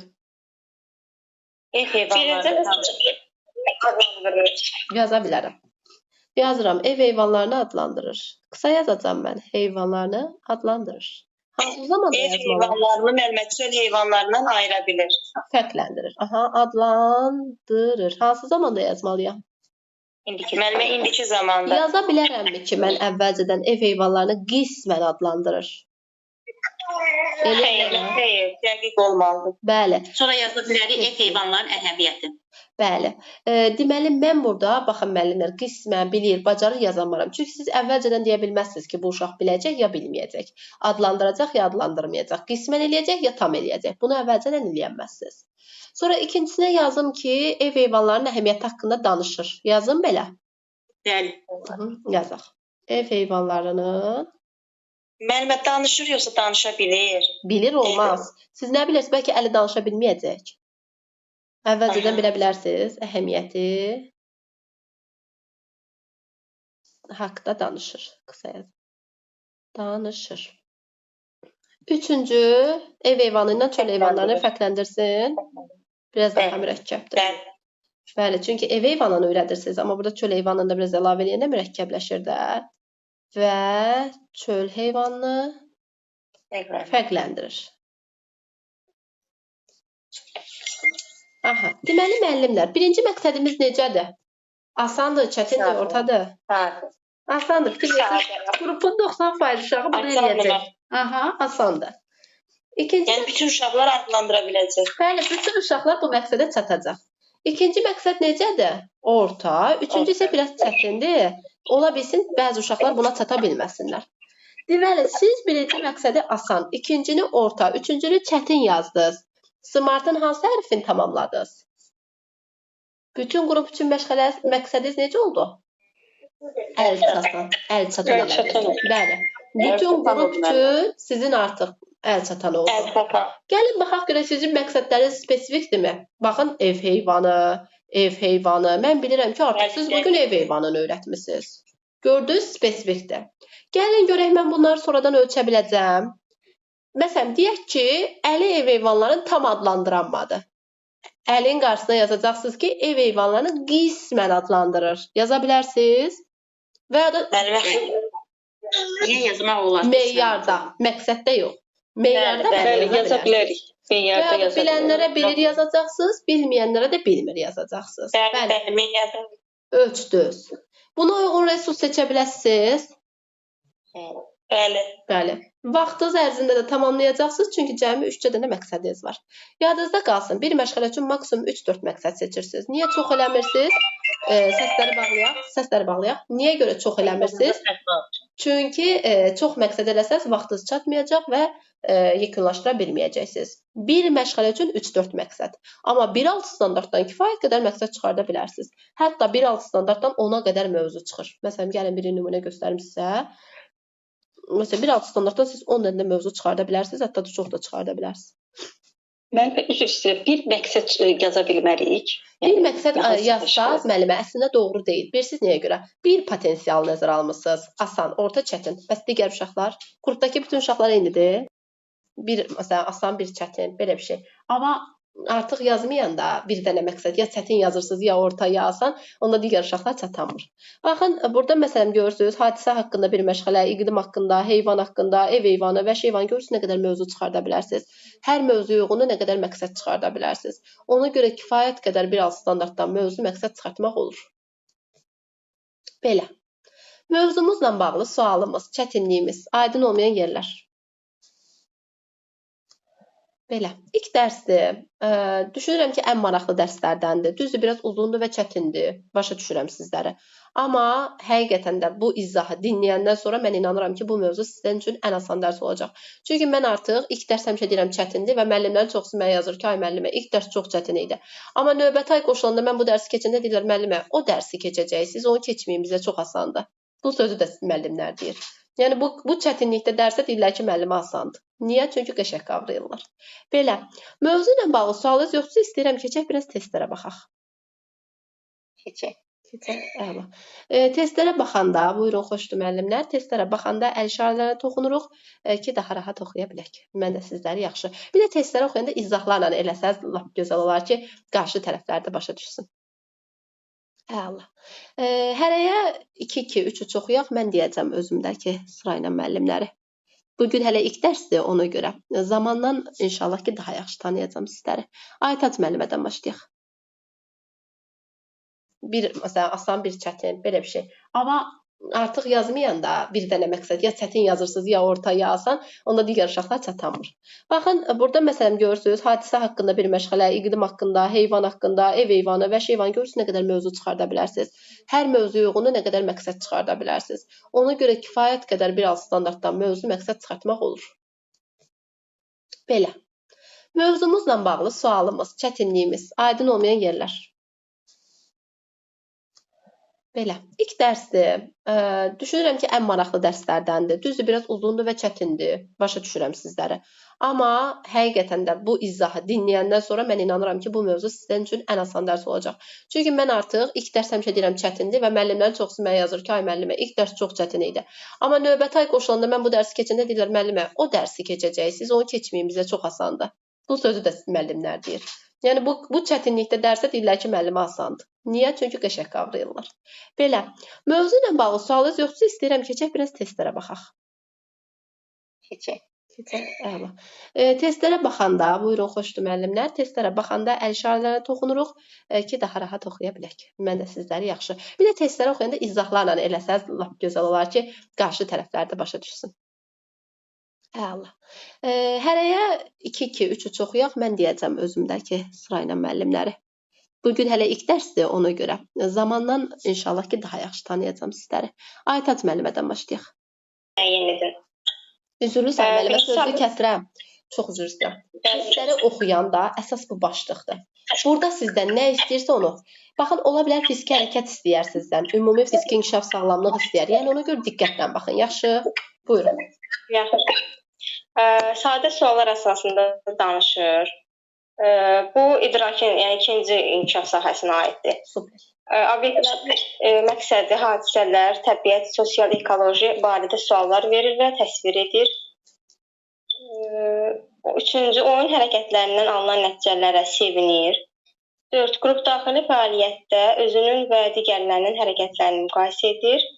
Böyüklərin nəzarəti altında əllərini sabunla yuyur və qurulayır. Salfetdən və burun dəsmaldan sərbəst istifadə edir. Bu da müəllimə Y variantı. Bəli, baxın bayaq sabun qaydası var idi. Sağlamlığa aid elə. Allah. İkinci. Mənə bir dəfə tez qoşa bilərsiniz. Çünki qonağım gəlib gedəcəm. Yaxşı. Aytac müəllimədən sonra siz qoşularsınız. Aha, buyurun. 2. Fiziki hərəkətləri yerinə yetirir əsas standartına aid olan alt standartı müəyyən edir. Həyatında sağlamlığına təhlükə yarada biləcək əşyaları sadalayır. Özünə xidmət vərdişlərini səliqə ilə tez soyunub geyinir. Paltarlarını səliqə ilə dolaba yığır. Yatağını səliqəyə salır, yerinə yetirir. Özü, ailəsi və vətəni haqqında vətən, ailə, milli mənsubiyyət, özü, əşya və hadisələr haqqında məlumat verir. Əlində tutduğu əşyalardan karandaş, top, oyuncaq təyinatına görə istifadə edir. Əşyalar və sadə süjetli şəkillər üzrə danışır. Burada B variantıdır müəllimə. Niyə görə B-ni götürsünüz? Axı burada sizdə fiziki inkişaf demir, fiziki hərəkət istəyir. Hərəkət tapın, göstərin. Fiziki hərəkət. Yəni sizdə fiziki inkişaf sağlamlıq təhlükəsizlik demir də, fiziki hərəkət istəyir. Qaçmaq istəyir, hoppanmaq istəyir, böyük motorika, kiçik motorika nəsə istəyir. Düzdür, özünə xidmət təhlükdə fiziki inkişaf sağlamlıq təhlükəsizlik, amma sizdən fiziki hərəkət istəyir. Ona görə B-ni götürmürəm. Əlində tutduğu əşyalardan təyinatına görə istifadə edir. Bəli, əlində tutmaq varsa bu nədir? Kiçik motorika. Doğrudur. Üçüncü. Əşya və hadisələr haqqında ilkin təsəvvürə malik olduğunu nümayiş etdirir. Əsas standartına aid olan alt standartı müəyyən edir. Bu idrakin inkişafına aiddir. Yəni biz ona alt standartlar var. Şəkillərin məzmununa əsasən hekayə və nağıllar danışır. Nitq etiketlərindən bağışla, nuş olsun, zəhmət olmasa istifadə edir. Tədqiqat zamanı yaranan problemlərin həlli yollarını müəyyən edir.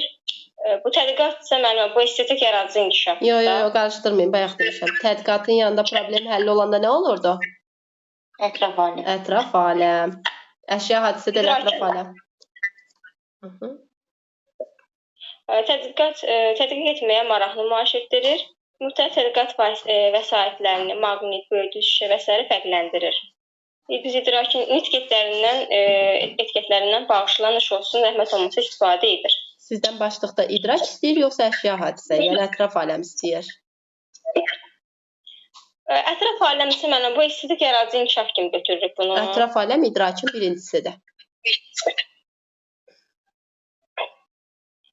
Baxın, hekayə nağıl nitqlə bağlıdır. İkincidir, götürənməlik. Nitq etiketi yenə nitqlə bağlıdır, götürənməzsiz. Dedim ki, bütün tədqiqatlar riyaziyyatda götürənməzsiz. Amma bircə dənə problem həlli olanda demişəm də, ətraf aləm götürürsünüz. Ona görə C variantı olacaq. Başa düşdünüz? Bəli, bəli. Aha, əla, təşəkkürlər. Qonağı gələn müəllimə kimi idisə bir dənə zəhmət olmasa. Mən idim müəllimə. Aha, buyurun. Sadə əmək bacarıqları. Mən biraz Sadə əmək bacarıqları nümayiş etdirir. Əsas standartlara aid olan alt standartları müəyyən edir. Demək, bu olacaqdır. Sizdən əmək istəyir. Əməyə aid, hə. Demək, biz burada sadə özünə məxsus bacarıqlar, əllərini özü yuyur, soyunur, geyinir, fəaliyyətin ardıcılığı. Bunu müəllimə bir nöqtə, birinci fiziki inkişafdır da idrak. Çünki özünə xidmət təhqiq davamını oxuyur. Bir nöqtə, elə bir 2-3 də səhv eləmirəmsə. 1.3 olanda. Masa arxasında davranış qaydaları buna aiddir. Sonra gəlir masa arxasında mədəni davranış qaydalarına səliqəli yemək əməl edir. Bu da elə həmin Fiskidir. ona aid. Aha, Düzdür. fiziki. Sonra gəlir şəxsi gigiyenik əşyalarına daraq, dəsmal və s. tanıdıqları nümayiş etdirir. Bu da fizikidir. Bu da 1.3 səhv eləmirəmsə. 1.3 təhlükəsizlik. 1.2'lər bunlar. Sonra gəlir təhlükəli situasiyaların ehtiyatlı nümayiş etdirir. Bu da elə ona aiddir. 1.3. Hələlik rəqəmlərlə deməyə ehtiyac yoxdur, çünki hələlik rəqəmləri biz öyrənmirik. Onun zamanı gələndə öyrənəcəyik. Böyüklərin köməyi ilə masaya yemək dəsti. Bu da elə eyni müəllimə eynidir. Yox, böyük kömək masaya yemək dəsti düzürəm. Artıq sanki mən qulluq eləyirəm. Qulluq, növbətçilikdir də müəllimə. Əməkdir bu artıq. Ona görə yeni götürdük. Yenidir. Sonra belə saxlayın, mən indi oxuyuram. Sadə riyazi əməliyyatları yerinə yetirir, əsas standartlara aid olan alt standart müəyyən edin. Nitqində əlamət, keyfiyyət his bildirən əks və eyni mənalı sözlərdən şeir, hekayə və nağılın məzmununa uyğun və s. istifadə edir. İdrakdır da müəllimə bu. 2.2 səhv eləmirəmsə. Sonra gəlir nitqə aid. Bəli. Müxtəlif tədqiqat vasitələri, maqnit, böyüdücü və şüşə və s. bu ətraf aləmdir, fərqləndirir. Ətraf aləm olsaydı tədqiqatın yanı nə olardı? Maqnit, şüşə oradadır axı. Yox, o riyaziyyatdadır. Üzr istəyirəm, 2.3 bu riyaziyyat oldu. Verilmiş sujet əsasında təsvirlər çəkir. Bu da estetikdir. Rəsmaydır da. Sonra gündəlik rast gəldiyi, ona tanış olmayan obyekt və hadisələr haqqında məlumat almaq üçün suallar verir.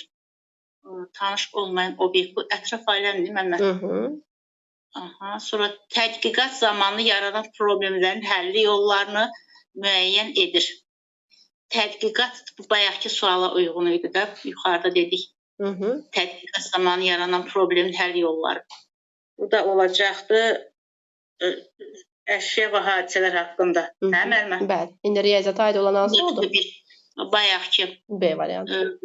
Bəli, B variantı. Sonra 6-cı da oxuyum. Bəli. İdrakin inkişafı məzmun xəttinə aid alt standartı müəyyən edin. İdrak dedikdə bayaqları 2 nöqtə idi. Əsas şəkil üzrə sərbəst sujetli hekayə tərtib edir. Bu idraki aiddir mənə. Bu səhv eləmirəmsə estetikdir. Hekayə tərtib edir. Rol icra eləmir ki. Yox, nağıllar danışır. 2.2 nitqi dinləyir danışır. Sadə ünsiyyət qaydalarına əməl edir. Sadə bu da nitqə aiddir. Ünsiyyət müəllimə, ünsiyyətə girirəm. Ünsiyyətə girəmsə nə olur? Bayaq dedisə, ünsiyyətə girirsə, sosial emosionaldır 4.1. Əla. Böyüklərlə ünsiyyət qurmaq istəyi nümayiş etdirir. Bu da eynidir 4.1. Burada da ünsiyyət vardı, açar söz. Sonra həmyaşlıları ilə ünsiyyət zamanı həmrəylik, emosional bağlılıq, inam nümayiş etdirir. Mənim burada da ünsiyyət var, açar söz. Onda olacaqdı A bənd. Yox, Y bəndi də var. Özündən və digərlərin emosional vəziyyətinə münasibət bildirir. Burada emosional varsa, bu da 4-cü elə bil ki, məzmun xəttimizə aiddir. Bəli. Bir də mən qeyd eləmişdim ki, bir də mən qeyd eləmişdim ki, emosional vəziyyət, ünsiyyət sözü görəndə ünsiyyət götürürsünüz elə. Ona görə yeni də götürənməzdiniz. Əla müəllimə, təşəkkür edirəm. Müəllimə, çox sağ olun. İzləyir say, mən çıxıb verəndə. Tamam, narahat olmayın. Fidan müəllimə davam eləsin.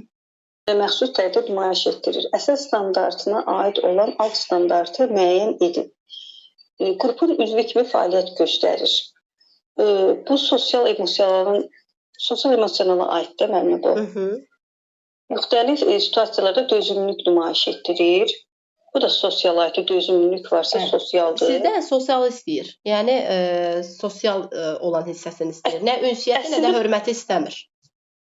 Hə, baxdım bunlar hamısı sosiala aiddir. Sosial emosionalı istəmir.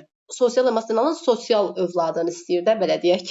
Nə dözümü istəmir, nə də ünsiyyəti istəmir. İndi B variantında dözümlülük sözü varsa, siz heç B-yə baxmayın. Müəllimə, onda burada şey olacaq, Y variantı olacaq, güzəştə gedir, bölüşür, digərlərə kömək edir. Əgər mən bölüşürəmsə, deməli mən dözümlü insanam ki, çox sevdiyim bir şeyi yapıb başqasına verə bilirəm. Aha. O da yenə dözümlü insandan söhbət gedir, hörmətli insanlardan söhbət gedir. Elə burada A variantıdır, çünki qrupun üzvü kimi fəaliyyət Qrupun üzvü göstərir. kimi fəaliyyət. Mən artıq şəxsimi qoymuşam kənara, sosial qaydalara uyğunam ki, qrupun üzvüyəm.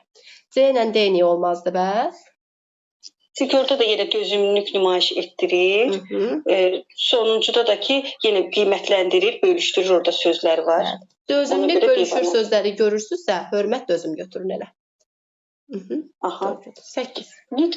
Nitqi dinləyib anlayır, rabitəli danışır və nitq etiketlərindən istifadə edir. Əsas standartına aid olan alt standartı müəyyən edin.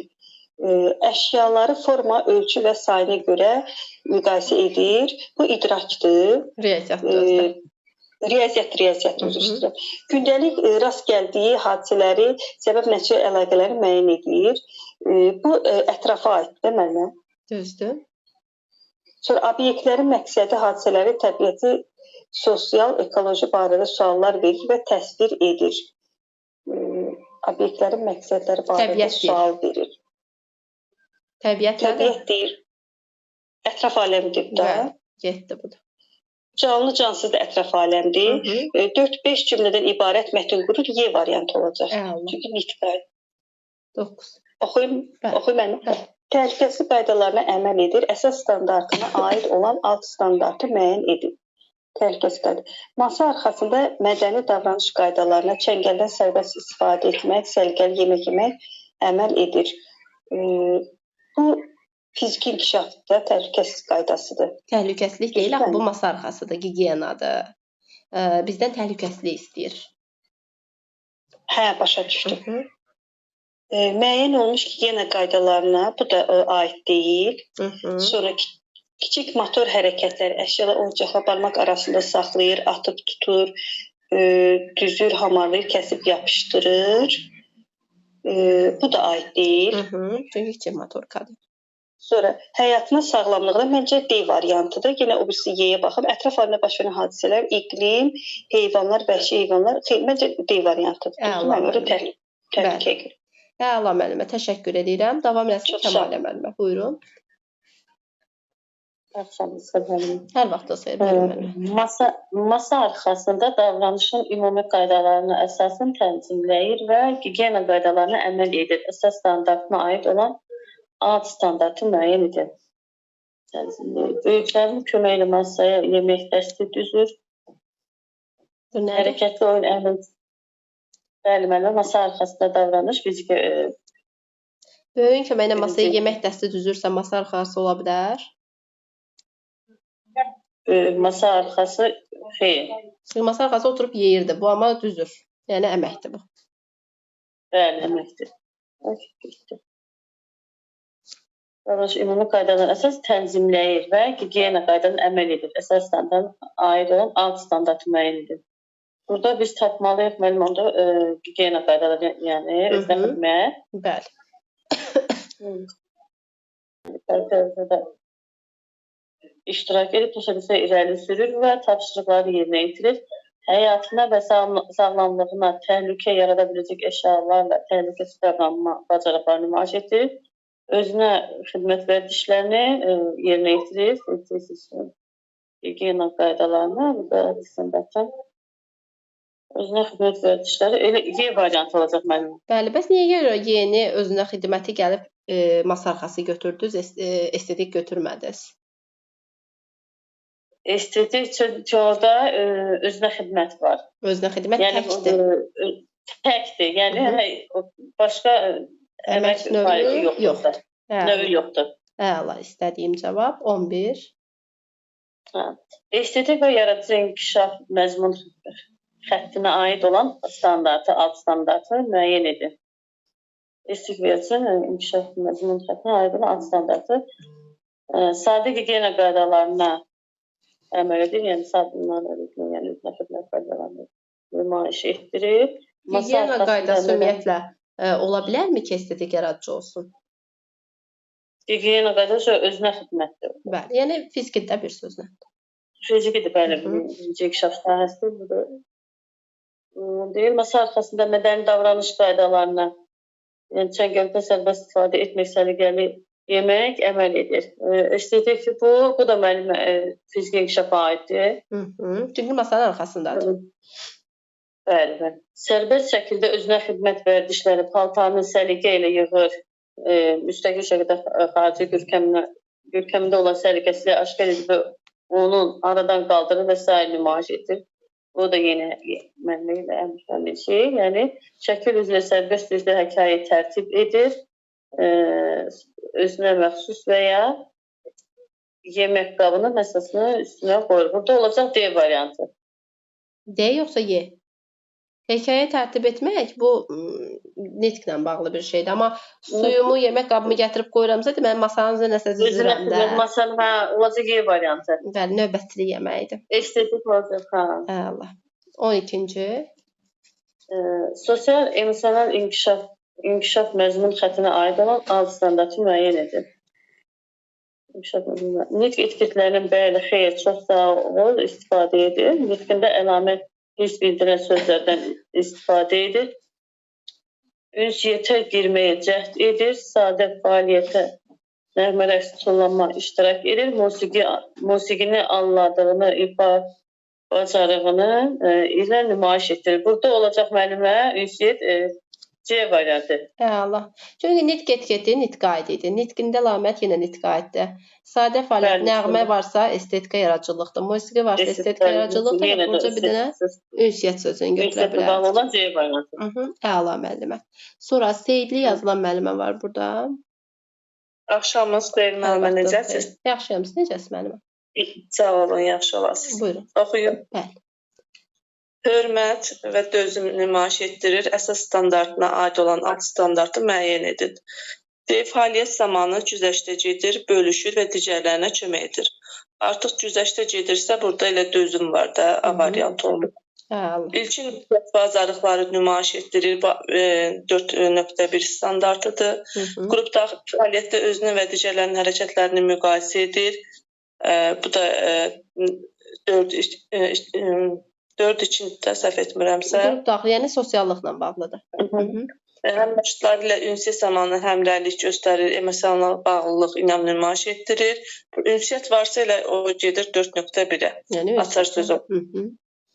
Hərəkətli oyun, əyləncə zamanı emosiya, əfəl-ruhiyyə nümayiş etdirir. A variantı. Allah. Sonra çünki hörmətdən dözümdən söhbət gedirsə elə güzəştə getmək, bölüşməyə aid idi. 14-cü.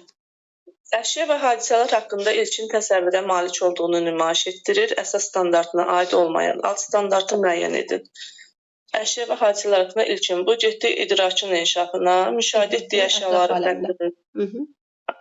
Müşahidə etdiyi əşyaları fərqləndirir. Özü, ailəsi və vətəni haqqında məlumat verir. Aid olmayan. Tədqiqat zamanı yaranan problemlərin həlli yollarını müəyyən edir. Gündəlik rast gəldiyi hadisələrin səbəb-nəticə əlaqələrini müəyyən edir. Bədii nümunə müşahidə şəkilləri arasında fikrini sadə şəkildə şərh edir. Y variantı. Bu nəyə aiddir Y variantı? Bu 2.2. Nitqə. Nitqə aid. Bəli. Nitqi dinləyib anlayır. Rabitəli istifadə edirsə, bu elə nitqə aiddir, 2.2-yə aiddir. Dinləyib anladığı fikrə münasibət bildirir, bu da aiddir. 4-5 cümlədən ibarət mətn qurur, bu da aiddir. Verilən səs üzrə sözlər seçir, səslərdən hecalar, hecalardan sözlər, sözlərdən cümlələr, mətnlər qurur, bu da aiddir. Y variantı böyüklərlə ünsiyyət qurmaq istəyini nümayiş etdirir, artıq bu getdi sosial emosional inkişafa. 16-da deyil. Sadə bədii yaradıcılıq bacarıqları nümayiş etdirir, əsas standartına aid olmayan. Sadə bədii yaradıcılıq artıq estetik inkişaf sahəsinə aiddir. Burada sadə təsvirlər çəkir, vardır. Sujetlərdən asılı olaraq kompozisiya qurur, yapmanın üsul və vasitələrindən istifadə edir. Bunlar hamısı vardır. Bu da sadə bədii yaradıcılığa aiddir. Musiqi alətlərini fərqləndirir. Bu da var. Fərdi və kollektiv əməyin növləri üzrə müstəqil bacarıqlar nümayiş etdirir. Artıq bu keçir 3.2 sadə əmək bacarıqları. Müxtəlif janrlarda olan bədii nümunələrdə qəhrəmanların hərəkətlərini müqayisə edir. Bu da 3.1-ə aid. Yəni rolları Devam. icra eləyəndə rollarda müqayisə edə bilirdi. Əla müəllimə. Təşəkkürlər. Çünki o əmək idi. Təşəkkürlər. Buyurun. Bir də müəllimlər dərsə girib çıxanda əl işarələri düşür. Bayaq görmüşdüm, Jasmin müəllim var idi burada, əl işarəsini qaldırmışdı. Müəllimə mən. Aha, buyurun. Kimlər iştirak etmək istəyirsə əl işarələrinə toxunsun. Siz çıxıb gedəndə, çünki çıxıb qaydanda dərsə o düşür, yox olur. Aha, buyurun. Fiziki hərəkətləri yerinə yetirir, əsas standartına aid olmayan alt standartı müəyyən edin. Fiziki hərəkətlərin müxtəlif istiqamətlərə yeriş, verilən komandaya uyğun yerinə yetirir. Topu kürəcəyi müxtəlif üsullarla atıb tutur. Kiçik motor hərəkətləri koordinasiya edir. Masa arxasında mədəni davranış qaydalarına əməl edir. Qrupdağlı fəaliyyətdə özünün və digərinin hərəkətlərini müqayisə edir. Və cavab D variantı. Doğrudur. Sadə riyazi əməliyyatları yerinə yetirir. Əsas standartına aid olmayan alt standartı müəyyən edir. Məkan yuxarı aşağı, qabaq arxa anlayışlarını fərqləndirir. Müəllimə, bu riyazi əməliyyatlardır. Oyun tədqiqatları zamanı obyekt və hadisələr öyrənmək üçün elementar ölçü istifadə edir. Bu da ona aiddir. Böyüklərin göstərişi ilə tədqiqat üsullarından ölçmə müqayisə edir. Bu da ona aiddir. Tədqiqat etməyə maraq nümayiş etdirir. O da ona aiddir. Hazır formalar kağız üzərində yerləşdirir. Müəllimə, bu estetikə aiddir. Sadə bədii yaradıcılıq bacarıqları nümayiş etdirir. Əsas standartına aid olmayan alt standartı müəyyən edin. Müxtəlif kəsmə üsullarından kompozisiyalar qurur. Sujetdən asılı olaraq kompozisiya qurur. Yapma bacarıqları nümayiş etdirir. Verilmiş nümunə sxemlər əsasında və kağızdan istifadə edərək fərdi və kollektiv şəkildə müxtəlif fiqurlar, kompozisiya düzəltmək, obyekt formasını müəyyənləşdirir, planlaşdırır. Sadə quraşdırma bacarıqlı nümayiş etdirir. Bədii nümunə müşahidə şəkillər əsasında fikrini sadə şəkildə şərh edir. Musiqinin xarakterinə görə fərqləndirir, bacarıqları nümayiş etdirir. Müəllimə, burada cavab D variantı. Əla. A olmazdı, çünki aplikasiyaydı, B-də yapmaydı, C-də də yenə quraşdırma, Y-də də musiqi var idi, açar sözlərimiz, amma D aid deyildi. Aha, 20-ci. Sadə əmək bacarıqları nümayiş etdirir, əsas standartına aid olmayan alt standartı müəyyən edir. Böyüklərin köməyi ilə soyunub geyinir. Müxtəlif janrlarda şeir olan. Müəllimə, bunun variantı B variantıdır. Müəllimə, çünki hamısı əməyə aiddir, bir dənə orada 3-1-ə aiddir. O qalan hamısı 3-2-ə aiddir. Bəli, bəs bu A variantını hardan bildiniz ki, əməkdir? Niyə fiziki demədiniz? Müəllimə, çünki böyüklərin köməyi ilə soyunub geyinir, axı özü soyunub geyinmir. Bəli, yox, böyüklər fizikdə də var idi, amma demişdim də soyunub geyinir, bir də aparıb yerinə qoyursa bu səliqə yaradır. O da estetik yaradıcı olurdu. Amma burun dəsmalı, sabun, salfet belə şeylər olanda götürürdük. Özünə xidmət. Əla. Təşəkkürlər. Davam etsin. Buyurun. Sağ olun. Sübabə müəllimə. Standartına aid olmayan standartı müəyyən edin. Aid olmayan. Deməli, birinci, fəaliyyətinin qrupun qaydalarına uyğun tənzimləyir, müxtəlif situasiyalarda məsələlərin həllini axtararkən özünə məxsus müstəqillik nümayiş etdirir, problemin həllində müxtəlif üsullardan istifadə edir, özünü qrupun üzvü kimi fəaliyyət göstərir, özünü və digərlərin emosional vəziyyətinə münasibət bildirir. Deməli, bura aid olmayanı müəllimə budur, müxtəlif situasiyalarda məsələlərin B bəndidir. Yox. Baxın, məsələnin həllindəyəmsə, deməli, mən sosial bacarığım var ki, mənə icazə verirlər də o məsələnin həllini axtaranda mən də orada olum. Baxın, burada qrup qaydalarına görə A variantı olmaz. Orada məsələ həllində birgəlik var deyə yenə B-ni də götürmürük. Problem həllində yenə, baxın, mən problemin həllində varam. Deməli, mən qrupda, problem həlli belə bir şeydir ki, qrup işində olur. Deməli, o qrup işində mənə sosial insanam ki, icazə veriblər oturmağa. Qrup üzvüyəmsə yenə də sosial insanam. Amma emosional vəziyyət sözünü bayaq demişdim. Bu ünsiyyətin açar sözüdür, müəllimlər. Aid olmayanı. Bəli, aid olmayanı axtarırdıq ona görə. 22-ci. Təhlükəsizlik qaydalarına əməl edir. Əsas standartına aid olmayan alt standartdır. Deməli, aid olmayan. Potensial təhlükə barədə böyüklərə xəbərdarlığına adekvat reaksiya verir. Təhlükəli situasiyalarda ehtiyatlıq nümayiş etdirir. Obyektlərin məqsəd, hadisələri barədə suallar verir.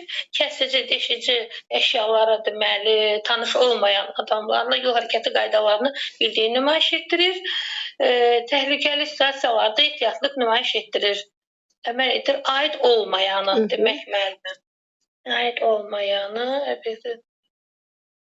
suallar verir. Təhlükəsizlik olmasın. Müəllimə. Doğrudur. Təbiət. Ətraf aləmə aid idi. 23. Birini oxuya bilərəm müəllimə. Oxuyun, 25-ə kimi gedək, sonra başqa test atacağam. Əşyalar və hadisələr haqqında ilkin təsəvvürlərə malik olduğunu nümayiş etdirir. Əsas standartına aid olmayanı müəyyən edirik. Deməli, əşyalar barədə oxuya bilmirəm. Əşyalar və sadə süjetli şəkillər üzrə danışır. Əşya hadisələr haqqında ilkin təsəvvürə malik olduğunu nümayiş etdirir. Müəllimə, elə birincidir də, süjetli bu olmayan. Aiddir də, əşya haqqında danışıramsa, əşya hadisədir. Biz aid olmayan axtarırıq. Deməli, ətraf aləmdə baş verən deməli, heyvanlar, vəhşi heyvanlar, bitkilər, təbiətdəki mövsümi dəyişikliklər haqqında ilkin təsəvvürlər təsvir edir. Canlı və cənsəz aləmin obyektlərini tərk edən nəticə çıxardır. Gündəlik rast gələn hadisələrin deməli, səbəb nəticələrini müəyyən edir. Bədii nümunə müşahidə şəkillər arasında fikrini sadə deməli ətraf aləmə aid olmasın. Ətraf aləmə aid olmasın. Bədii nümunədə bəli, əla. İkinci idraki aiddir. Deməli, mən xırdadı böyüdürəm, görmürəm. Nitqi dinləyib anlayır, rabitəli danışır və nitq etiketlərindən istifadə edir. Alt standartına aid olmayan, deməli, birinci şəkillər üzrə tanış dinlədiyi əsas fikrə əsasən ifadə etdiyi sadə sözlərlə ifadə edir. 2 həcmli nağıl şeir söylər, 4-5 cümlədən ibarət mətn qurur, 2 oxşar əşyanı seçir. Y bəndidir müəllimə. Bəli, çünki 2 oxşar əşyanı seçmək riyaziyyatdır, figurlar. Bəli, riyaziyyata aiddir. Bəli. Sonuncu. 25. Ünsiyyət bacarıqları nümayiş etdirir və alt standartlara aid olmayanı, aid olmayanı seçək. Əməkdaşlıq qurmaqda ünsiyyət bacarıqları nümayiş etdirir. Həmyaşıdlara da ünsiyyət zamanı həmrəylik, emosional bağlılıq inan nümayiş etdirir. Ünsiyyət. Deməli, bu da ünsiyyətdir. Birgə fəaliyyət planlaşdırarkən tərəfdaşlarının maraq və fikirlərini nəzərə alaraq onların emosional vəziyyətinə, bu da ünsiyyətdir də, müəllimə, emosional, düzdürmü? Düz, emosional vəziyyət sözü artıq açarsa sizə tanış gəldi. Əla. Bəli, qrup daxili fəaliyyətdə özünə və digərlərinin hərəkətlərini müqayisə edir. Özünü və digərlərinin müstəviyyəsində, deməli, müəllimə, D bəndidir. Əla. Baxın, indiki izahdan belə artıq açar sözləri orada görə bilirsiniz. Mən prosta oxumaqda biraz çətinlik çəkirəm. Çox xırdadır. Çox mənə xoş gəldi müəllimə. Çünki bilirsiniz necə, uzun-uzadı olanda insan da qarışdırır. Bəli. Rahatdır. Sağ olun müəllimə. Çox sağ olun. İndi müəllimlər biraz da çətin səviyyə testlərə baxaq. Bir neçəsinə baxacağıq bərabər. Bir də işləmə qaydasını öyrədəcəm. Çünki bəzən müəllimlər bu tipi testlərin qaydasında çətinlik çəkirlər. Doğru yanlışlardır, deyirlər ay müəllimə, tapırlar, doğru yanlışı başa düşmürlər. Deməli, birinci də chat hissəsi var, bir də səs hissəsi var. Mən oxuduqca siz də baxırsınız testlərə, mənə kömək edirsiniz. Bir neçəsini də bundan verəcəm, belə izah baxacağıq. Onsuz da ki, dərslərimizdə bu qədər, yəni bunun tipli o qədər test işləyəcəyik. Bir müddətdən sonra indi sizə bu çətin gəlsə belə bu cədvəl, bir müddətdən sonra sizin ən sevdiyiniz testlər olacaq. Yəni sizə adi gələcək. İnsan işlədikcə onsuz da adiləşir. Deməli, bu testin mahiyyəti nədir müəllimlər? Burada görürsünüz 2 hissə var. Bir bu cədvəlin bu hissəsi var, bir də bu hissəsi var. Deməli, bura doğrudursa, yəni bura üstə gəldisə, bura da üstə gəldisə götürə bilərsiniz. Bura çıxdırsa, bura da çıxdırsa yenə götürə bilərsiniz. Amma bura çıx, bura üstə gəl və yaxud da bura üstə gəl, bura çıxdırsa, yəni bir tərəflə bir tərəf uyğun gəlmirsə, götürə bilməzsiniz. Bunu indi zamanla vərdişlə də öyrənəcəyik. İndi istəyirəm ki, siz də testlərə diqqətlə baxasınız. Hətta kömək eləmək istəyən varsa, mənə bu testi oxumağa könüllü. Kimsə belə... Oxuyum müəllimə. Kimdir o könüllü? Aynur müəllim oxusun. Ayaqdan eşitməmişəm müəllimə səsin. Doğru uyğunluğu müəyyən edin. Amma diqqətlə Birinci gedin. əsas- Yəni təhlil eləyə gedin də. Yəni başa qayıtmayaq. Təhlil eləyə plusların qoyaq gedək. Yaxşı müəllim. Mhm. Əsas standartlar dəqiq olmalıdır. Doğrudur, plus qoyacağam. Doğrudur. Bəli, müəllimə. Axı dəqiqlik Dəqiqlik. hardaydı ay müəllimə? Dəqiqlik funksiyası hardaydı? Alt standartı. Standartda niyə çaşdırdınız? Aha, deməli bu minus, bura plus. Minus, plus. Aha. Hə. Məqsəd bilik və fəaliyyətdən ibarət olur. Məqsəd. Bəli, məqsəd həqiqətən Bəli. bilik də olur, fəaliyyət də olur orada. Bu doğrudur, bu da doğrudur. Alt standart bilik və fəaliyyətdən ibarətdir və bilik dedikdə əxlaqi dəyərlər də nəzərə alınmalıdır. Məncə bu səhvdir. Yəni əxlaqi dəyər deyə bir bilik olmuş. Yəni bu Hər ikisi şey yox. Yanlışa yanlış da bir sözlə. Sosial emosional inkişaf sahəsindəki şəxsi keyfiyyətləri, yəni uşaqların əməkdaşlıq etməsi aid məqsəd çıxarılır. Sosial emosional inkişaf sahəsindəki şəxsi keyfiyyət. Uşaqların şəxsi keyfiyyəti ilə bizim nəsə işimiz ola bilər. Xeyr, müəllimə. Şəxsi ilə işimiz yoxdur onlar. 5-ci, ümumi təlim nəticələri diferensial olmalıdır. Yəni ilin sonunda elə bir müxtəlif öyrənmə tərzi nəzərə alacaqsınız. Potensiallar nəzərə alırsınız ilin sonunda. İlin sonunda bir hədəf olmurmu hamının çatdığı?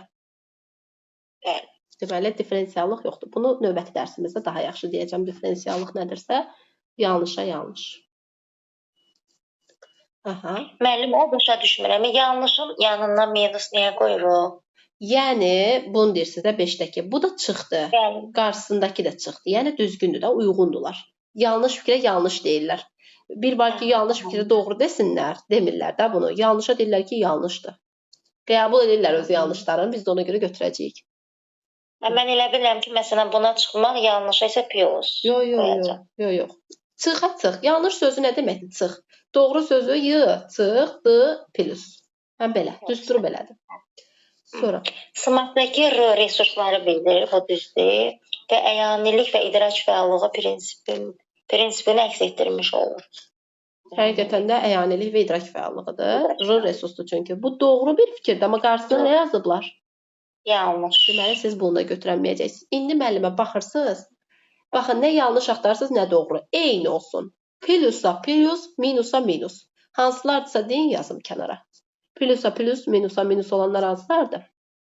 Biri 2-dir. Aha. Biri 3-dür. Aha. Biri 5-dir. Bəli. Gördünüz, belə rahat tapdıq. Üstündə işləyəmişə. 2, 3, 5. D variantı. Aha. Başa düşdük müəllimlər bu testdə. Yenə deyirəm, bu birinci çətin gələ bilər sizə. Bu testlər biraz çətin səviyyədir. Mən də bunu başa düşürəm. Çətin deyirlər, diqqət istəyirlər. Baxın, adi dəqiq sözünə fikir verməmişdik bayaq. Amma diqqətli baxanda əslində bildiyimiz şeydir. Bayaq demişəm ki, alt standart dəqiq olur. Bir də diqqətlə baxmağı öyrədəcək testlərdir bunlar bizə. 2-ni də deyək, 2 Venn diaqramıdır müəllimlər, uyğunlaşdıracağıq. Aynur müəllimə deyin 2-ni də. Birinci, burada verilən fikir ümumi şəkildə verilmiş olur. İkinci, spesifik xarakter daşıyır, alt standart. Yəni dəqiq olur. Təlim nəticələri buna əsasən müəyyən olunur. Təlim nəticəsi məqsədi ildir, alt standart. Sonra bütün yaş qrupları üzrə eyni olur, əsas standart. Bircə qaldı variant. 1-ə 1, 4, 2-yə də 2 ilə 3. A variant. Əla. 3-ü də deyin. Biri düzgün təlim nəticəsidir. Heyvanları adlandıra bilir. Təlim nəticəsidir. Yol quşları, yoldaşları ilə birlikdə adlandırır. Baxın, təlim nəticəsi bayaq demişəm də, bilir, bacarır, belə sözlər olar təlim nəticəsində. Siz əvvəlcədən deyə bilərsinizmi ki, bütün uşaqlar adlandıra biləcək bunu? Deyil, müəllim. Bəli, bəlkə bəziləri adlandıra bilməyəcək, ona görə bilir deyənməzsiniz. Bir düzgün deyil. Sonra. 2 də səhvdir. Quşları yoldaşları ilə birlikdə adlandırır. Yoldaşları yazmırıq ora. Problemi həll edir. Düzdür. Bu da səhvdir. Niyə? Bilmir, yox, müəllim. Hansı problemdir? Bilinmir. Bilinmir. Sonra meyvələrin adlarını aşılayır. Kim aşılayır? bilmirik. Müəllim aşılayır. Müəllimin fəaliyyətinə yönəlik olmaz. Heyvanları fərqləndirir bu düzgün. Bəli. Növünə görə fərqləndirir burada heyvanları. Əla. Aha, təşəkkürlər. Əla müəllimə.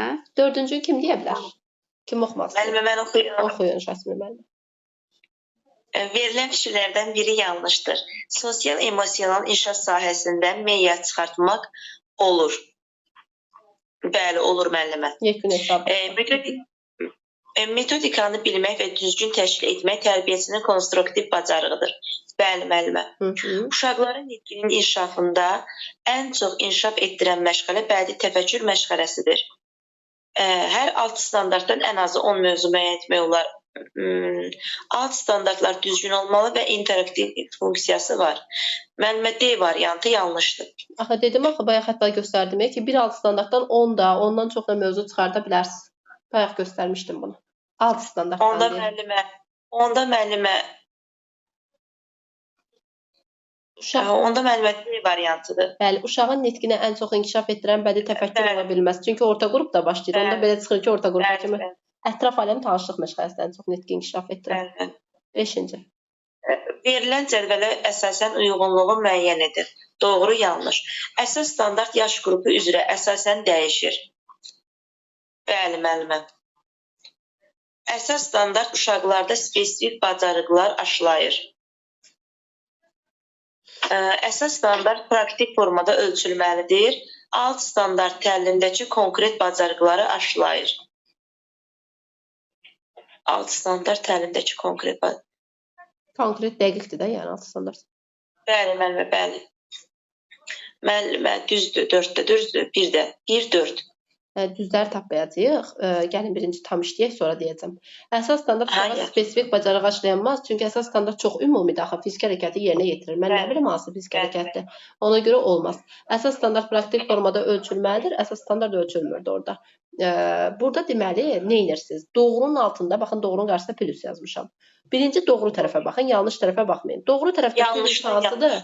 Bəli, yanlışda yanlış seçilir. Doğru tərəfdə plus neçədir? 1. Bəs yanlış tərəfdə minus neçədir? Burada artıq minusa baxırsınız. Əslində alt standart təlimdə konkret bacarıqları aşılayırdı, aşılanmır. Yox, o doğru fikirdir. Doğru ilə nə işimiz var? Biz 3-də yanlış tərəfdəyik, yanlışın evindəsiz artıq. Yanlış axtarın. Sıx qoyduğumu götürün. Hə, müəllimə, 1-3. Allah. Yəni bu tərəfdə artıq yanlış. Yanlışın evində istənilən qədər doğru ola bilər. Nə olsun ki, doğrular səhv evdədirlər. Səhv yerdə dayanıblar. Ona görə bilinən 3-ü götürürük. 6. Vaxtın nəzərə alınması, spesifik olması, indiki zamanda olması. Hər bir orqanın əhəmiyyətini izah edir. Hansı orqandır müəllimə bu? Müəllimə, aysa spesifik deyil, D variantı. Bilmirəm, daxili orqandır, bu nə orqanıdır, bilmirəm. Ona görə də bəli, spesifik deyil məqsədim. 7-ci deyin, uyğunluqdur, bildiniz də. Verilən zərbələ əsasən uyğunluğu müəyyən edir. Şaquli inteqrasiya sadə mürəkkəbə doğru gedən inteqrasiyadır, doğru.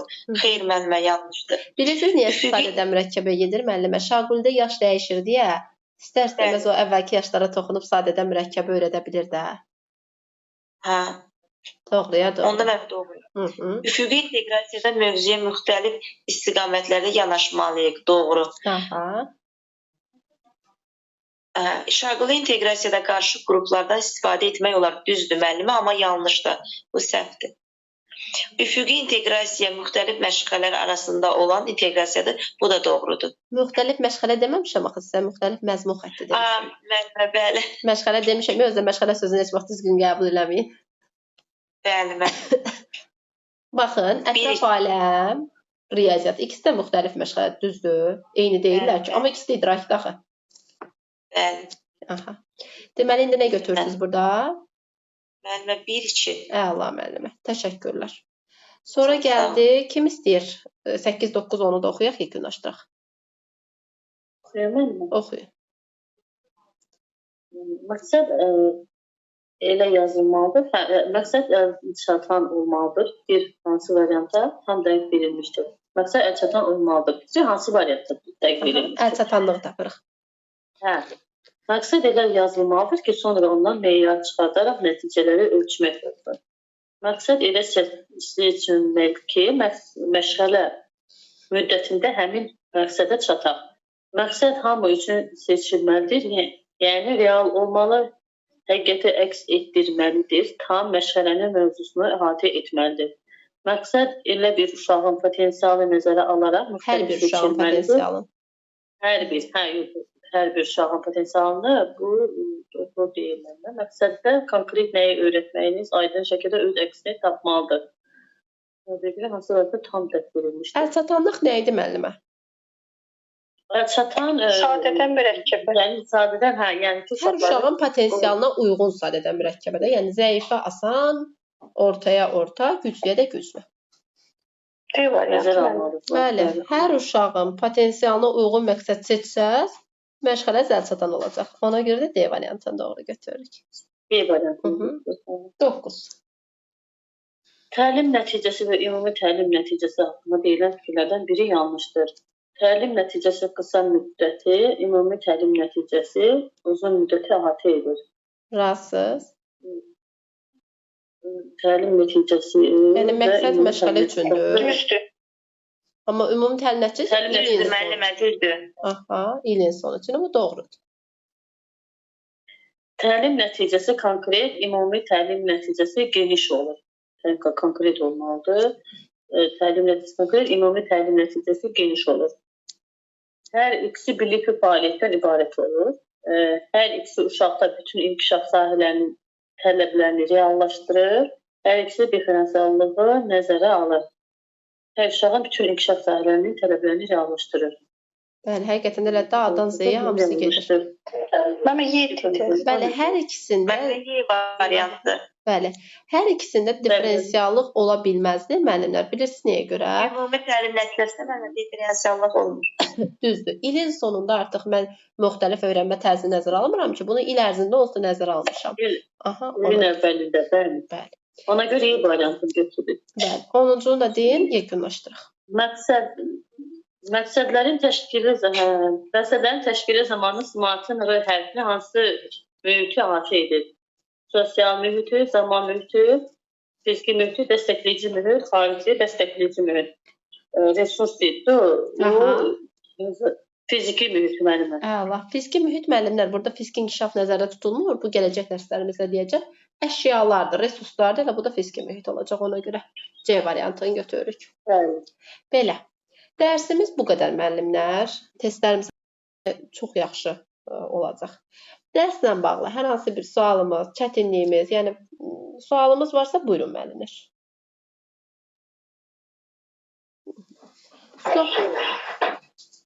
Xeyr müəllimə, çox gözəl izah elədiniz. Çox sağ olun müəllimlər. Sizlər də çox aktiv idiniz həqiqətən. Sizlər aktiv olanda mən də daha həvəsli oluram. Bu da əladır. Müəllimə çox sağ olun, var olun. Çox gözəl izah etdiniz. Çox razı qaldım. Əla. Əslində bugün müəllimə sınaq üçün qoşulmuşdum. Çox bəyəndim, qalacağam inşallah. İnşallah müəllimə. Belə müəllimlər. Çox sağ olun müəllimə. Sağ olun. Dərsimiz bu qədər onda. Növbəti dərsimiz 5-ci gündür. İndi danışarıq sizlərlə. İnşallah. Mən indi video kaydı YouTube-a yükləyəndən sonra göndərəcəm. Yenidən baxa biləcəksiniz. Belə, dərsə sualımız yoxdursa, hələlik bu qədər. İnşallah növbəti dərslərdə görüşərik. Sağ olun müəllimlər. Gecəniz xeyrə. Gecəniz xeyrə. Sağ olun. Sağ olun.